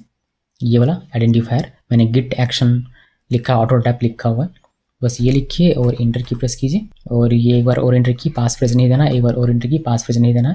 और ये हमारा जनरेट हो गया, देख सकते हैं होम राज के अंदर में .sh फोल्डर से इस नाम से हमारा प्राइवेट की और इस नाम से हमारा पब्लिक की जनरेट हो गया। अब इसको चेक कर लीजिए, क्लियर करते हैं cd.ssh और ls करेंगे तो आपको यहाँ पर दिख जाएगा अभी जो जनरेट हुआ है ये वाला और ये वाला, ये प्राइवेट की हो गया और ये हमारा पब्लिक की हो गया। अभी देखिए कि यहाँ पर क्या कहता है, अभी कहता है कि open newly created public SSH की देन कॉपी। तो हम लोग कॉपी करेंगे, पहले इसको ओपन करेंगे फिर इसको कॉपी कर लेंगे और फिर कॉपी करने के बाद को क्या करना है, ऑथराइज्ड कीज फाइल हमें एक मिलता है जो कि .sh फोल्डर के अंदर ही मिलता है, इसको ओपन करना है और जो की हमने कॉपी किया था उसको वहाँ पर पेस्ट करके सेव कर देना है। तो चलिए देखते हैं, ये पब्लिक की के साथ करना है, ये ध्यान हमारे।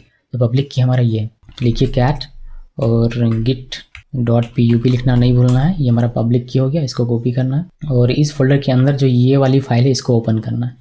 तो नैनो के साथ करेंगे, नैनो ऑथराइज की, इस फाइल को ओपन किया और जो की हमने कॉपी किया था उसको पेस्ट करना। तो पहले एंड की प्रेस कीजिएगा कीबोर्ड से, ये एकदम लास्ट में चला आएगा, फिर इंटर की प्रेस करना है, एक बार और इंटर की प्रेस करना है और यहाँ पर राइट क्लिक करने से आपका की पेस्ट हो जाएगा। फिर होम की प्रेस करना है, जिससे आप ये शुरू में चलाएंगे, फिर आप Ctrl+X प्रेस कीजिए, फिर Y प्रेस कीजिए और एंटर प्रेस कीजिए, आपका सेव हो गया। सेव करने के बाद ये कहता है कि ये तो आपने काम कर लिया, अब आपको प्राइवेट की को कॉपी करना है, ओपन करके कॉपी कर लीजिए इसको कैट का यूज़ करते हुए। फिर ये हम लोग जो प्राइवेट की है इसको लिखेंगे SSH की यहाँ पर लिखेंगे। तो चलिए प्राइवेट की को कॉपी करते हैं, ओपन करके यहाँ पर आया मैं कैट और गिट, ये हमारा प्राइवेट की है। .pub नहीं लगाना, एंटर की प्रेस करेंगे। ये कि किसी को दिखाना नहीं होता है, इसको हमने कॉपी किया सिलेक्ट करके और यहाँ पर आके पेस्ट कर देंगे और फिर ऐड सेट पे क्लिक करेंगे। ये हमारा चारों का चारों वेरिएबल यहाँ पर तैयार है और ये वेरिएबल का डेटा कहाँ पर आएगा, यहाँ पर आएगा जब इसको गिटहब पे पुश करेंगे उसके बाद। तो चलिए देखते हैं आगे क्या कहता है हमारा इंस्ट्रक्शन। ये कहता है कि ये आपने कर लिया, अब आप कमिट एंड पुश कर दीजिए जो भी आपका चेंजेस है, यानी कि जो आपका VS कोड में चेंज किए 2 फाइल हमने क्रिएट किया था और हमने यहाँ मिनी ब्लॉग ऑलरेडी लिख दिया हुआ है। और .scripts फोल्डर के अंदर deploy.sh यानी कि ये वाला फाइल भी हमने मेंशन कर दिया हुआ है। और यहाँ पर वर्चुअल एनवी का नाम लिख लेना है कि आपका सही है या नहीं, और आई थिंक बस इतना ही। और यहाँ पर देखिए इनर प्रोजेक्ट फोल्डर का नाम हमने यहाँ मिस किया हुआ है, तो हमें इसको भी लिख देना, ये हमारा मिनी ब्लॉग। सेव कर दीजिए, ठीक है। अभी जब हम लोग सेव करते हैं तो ये फिर से M हो जा रहा है, तो मैं इसका चेंज कर देता हूँ वापस से, जो इसका परमिशन है वो, तो मैं इसको राइट क्लिक करता हूँ। और वैसे तो ये वही परमिशन सेट होगा, मगर फिर भी मैं रिस्क लेना नहीं चाहता क्योंकि काफ़ी टाइम हो चुका है, मैं नहीं चाहता कि एक बार गड़बड़ हो जाए। तो ये हम लोग कहाँ से सेट करते थे, ये हम लोग सेट करते थे इस वाले को, तो इस वाले को कॉपी किया और वापस से एक बार रन कर दे रहा हूँ। यहाँ नहीं आना भाई मेरे, यहाँ पर देखिए ये ए हो गया वापस से, ठीक है। अब इसको पुश कर देना है, तो सब कुछ मैंने चेक कर लिया, होपफुली हमारा कुछ छोटा हुआ नहीं है। यहाँ आना है, यहाँ लिखे डेप और इसमें 3 डॉट पे क्लिक करना, यहाँ से कमिट डायरेक्टली कमिट ऑल करेंगे जैसे कि सारा फाइल हमारा चला जाए और फिर पुश कर देना है, जिससे हमारा गिटहब पे ये जा रहा है। आपको दिख जाएगा, आपको एक्शन पे भी ट्रैक हो गया, आप दिख जाएगा, बिकॉज हमारा जैसे पुश हुआ, हमारा पुश होने पर क्या होता है, जैसे ही हमारा पुश हुआ वैसे ही ये वर्क फ्लो हमारा ट्रिगर हो जाता है। मास्टर ब्रांच पे पुश हुआ, हमने चेंज किया, पुश किया, तो ये ट्रिगर हो जाएगा और ये पूरा रन कर देगा आपके लिए। बट इनिशियली एक बार के लिए उसको ये फाइल मिलेगा नहीं रिमोट सर्वर पे, ये रिमोट सर्वर पे ढूंढने की जगह, लॉगिन लेने के बाद इस जगह पे जाके रिमोट सर्वर पे उसको मिलेगा नहीं। तो लोकल हमने भी बनाया हुआ, यहाँ पर लोकल है और ज़्यादा से ज़्यादा गिटहब पे डाला हुआ, लेकिन रिमोट सर्वर पे भी तो गया नहीं है, तो ये काम नहीं करेगा, आपको बता देगा नो सच फाइल और डायरेक्टरी का एरर। चलिए आपको दिखाता हूँ। तो यहाँ आना है और एक्शंस में जाना है, देखिए डेप हमारा फेल्ड हो गया ना, ये फेल्ड हो गया, इसमें क्लिक करेंगे, इसको फॉलो कर सकते हैं आप, डेप्लॉय में क्लिक कीजिए और फिर डेप्लॉय टू सर्वर यहाँ पर क्लिक करना पड़ेगा। प्रोसेस होने के बाद देखिए आपको दिख रहा है लाइन 1 स्क्रिप्ट्स के अंदर जाके इसको रन करने की कोशिश कर रहा है, बट ये कह रहा है कि नो सच फाइल और डायरेक्टरी, बिकॉज रिमोट सर्वर पर अभी तक गया ही नहीं है। आप यहाँ पर आके देखेंगे अगर ये जिंदा होगा तो क्लियर करते हैं .cd मिनी ब्लॉग और ls करके आप देखेंगे तो आपको यहाँ पर ls-e करके देखेंगे तो कहीं भी आपको यहाँ पर नहीं दिखेगा .github फोल्डर और .scripts फोल्डर, यहाँ अभी तक आया नहीं है। और वह वर्क फ्लो क्या करता है, हमारे रिमोट सर्वर पे जाके इसको रन करता है। देखिए रिमोट सर्वर पे गया और प्रोजेक्ट फोल्डर के अंदर गया, ये आपको मे भी दिखाई ना दे रहा हो लेकिन आपको अपने स्क्रीन पे दिखेगा। सीधी देखिए प्रोजेक्ट फोल्डर पे गया और वहाँ पर ये इसको ढूंढ रहा है और रन करने की कोशिश करता है, वहाँ पर तो है ही नहीं। तो क्या करना पड़ेगा, मैनुअली एक बार यहाँ पर मैंने लिखा होगा, ये करने के बाद कमिट करने के बाद pull the changes from GitHub to remote server just once this time, कम से कम एक बार आपको पुल करना पड़ेगा मैनुअली, फिर आपका ये ऑटोमेट हो जाएगा। तो एक बार हम लोग पुल कर लेते हैं, जैसे कि हमारा वो फोल्डर यहाँ पर चला है, लिखेंगे गिट पुल और इंटर की प्रेस कीजिए और ये जो भी हमारा .github फोल्डर है .script फोल्डर है वो हमारा चलाएगा यहाँ पर। ये क्या क्या .github और .scripts। अब जब हमारा वर्क फ्लो चलेगा और इस प्रोजेक्ट फोल्डर के अंदर आके जब वो स्क्रिप्ट्स ढूंढेगा तो उसको ये वाला फाइल मिल जाएगा, फिर वो इसके अंदर का कोड एग्जीक्यूट कर देगा, यानी कि सारे कमांड्स हमारे रन कर देगा, तब हमारा ऑटो डिप्लॉय काम करेगा। अभी हम लोग इसको एग्जिट कर देते हैं, इसमें कोई काम नहीं है, इसके अंदर ही मैं नहीं हूँ, फिर इसके अंदर मैं नहीं हूँ। अब हम लोग इसको थोड़ा सा एग्जामिन करेंगे ये ऑटो डिप्लॉय हुआ है नहीं, बिकॉज यहाँ लिखा गया है कि ये ऑटो डिप्लॉय हो गया होगा। तो आप चेंज कीजिए और देखिए कि आपका काम कर रहा है या नहीं काम कर रहा है। अगर कोई फाइल परमिशन आएगा तो उसको फाइल परमिशन सेट करेंगे, लेकिन देख लेते हैं काम कर जाए क्या पता बिना परमिशन सेट किए हुए। तो जो भी एक्शन होगा आप उसको ट्रैक कर पाएंगे, यहाँ पर मैं आपको भी ट्रैक करके दिखाऊंगा। तो हम लोग यहाँ आते हैं और चेंज करते हैं, तो आते हैं वापस से ब्लॉग पे, ब्लॉग टेम्पलेट about.html और यहाँ पर चेंज करते हैं, ये की शोज़ नहीं, ये शोज़ के बजाय हम लोग लिखते हैं सुहानी। सुहानी लिखा, सेव किया और यहाँ पर आते हैं, फिर यहाँ पर चेंज करते हैं सुहा लिखा और कमिट किया, फिर हम लोग पुश करेंगे तो ये हमारा गिटहब पे जा रहा है। जैसे गिटहब पे हमने पुश किया वैसे क्या करेगा, पुश होने पर ये वर्क फ्लो रन कर जाएगा और ये वर्क फ्लो क्या करेगा, ये वर्क फ्लो हमारे रिमोट सर्वर पे एक्सेस लेगा, फिर हमारे प्रोजेक्ट फोल्डर में जाएगा, फिर इस फाइल को एग्जीक्यूट करवाएगा और ये फाइल क्या करेगा, ये फाइल डेवलपमेंट स्टार्ट इस तरीके से एको करवाएगा, फिर गिटहब से पुल कर लेगा जो भी चेंज हुआ है वह, फिर एक्टिवेट करेगा, फिर ये रन करेगा, फिर ये रन करेगा, फिर ये रन करेगा, फिर ये रन करेगा, फिर ये रन करेगा और फिर रीलोड करके हमारा चेंज हमें दिखा देना चाहिए वेब पेज पे। और ये आप ट्रैक कर पाएंगे अपने गिटहब एक्शन पे स्टेप बाय स्टेप। और जो एको है वो एज अ कमेंट, आपको कमेंट मीन्स एज अ क्या कहते हैं, हिंट आपको वहाँ पर दिखेगा कि कितना काम आपका हुआ है, कहाँ कहाँ हुआ है। इसलिए मैंने एको करके इसको लिखा हुआ है, आप ही एको करके मेंशन कीजिए जैसे कि आपको इसको ट्रैक कर सके, ये अगर फेल्ड भी होता है तो कहाँ फेल्ड होता है। ओके, सो आइए एक्शन पे। देखिए हमारा ये रन होकर एग्जीक्यूट होकर तैयार है यहाँ पर पहले से ही, बहुत अच्छी बात है, वरना ये गोल गोल घूमता है कुछ समय, उसके बाद आपको ग्रीन चेक दिखता है। तो यहाँ पर आएंगे और यहाँ पर देखने से पहले आप इसको देख लीजिए, यहाँ पर आपका ये चेंज हो गया हुआ।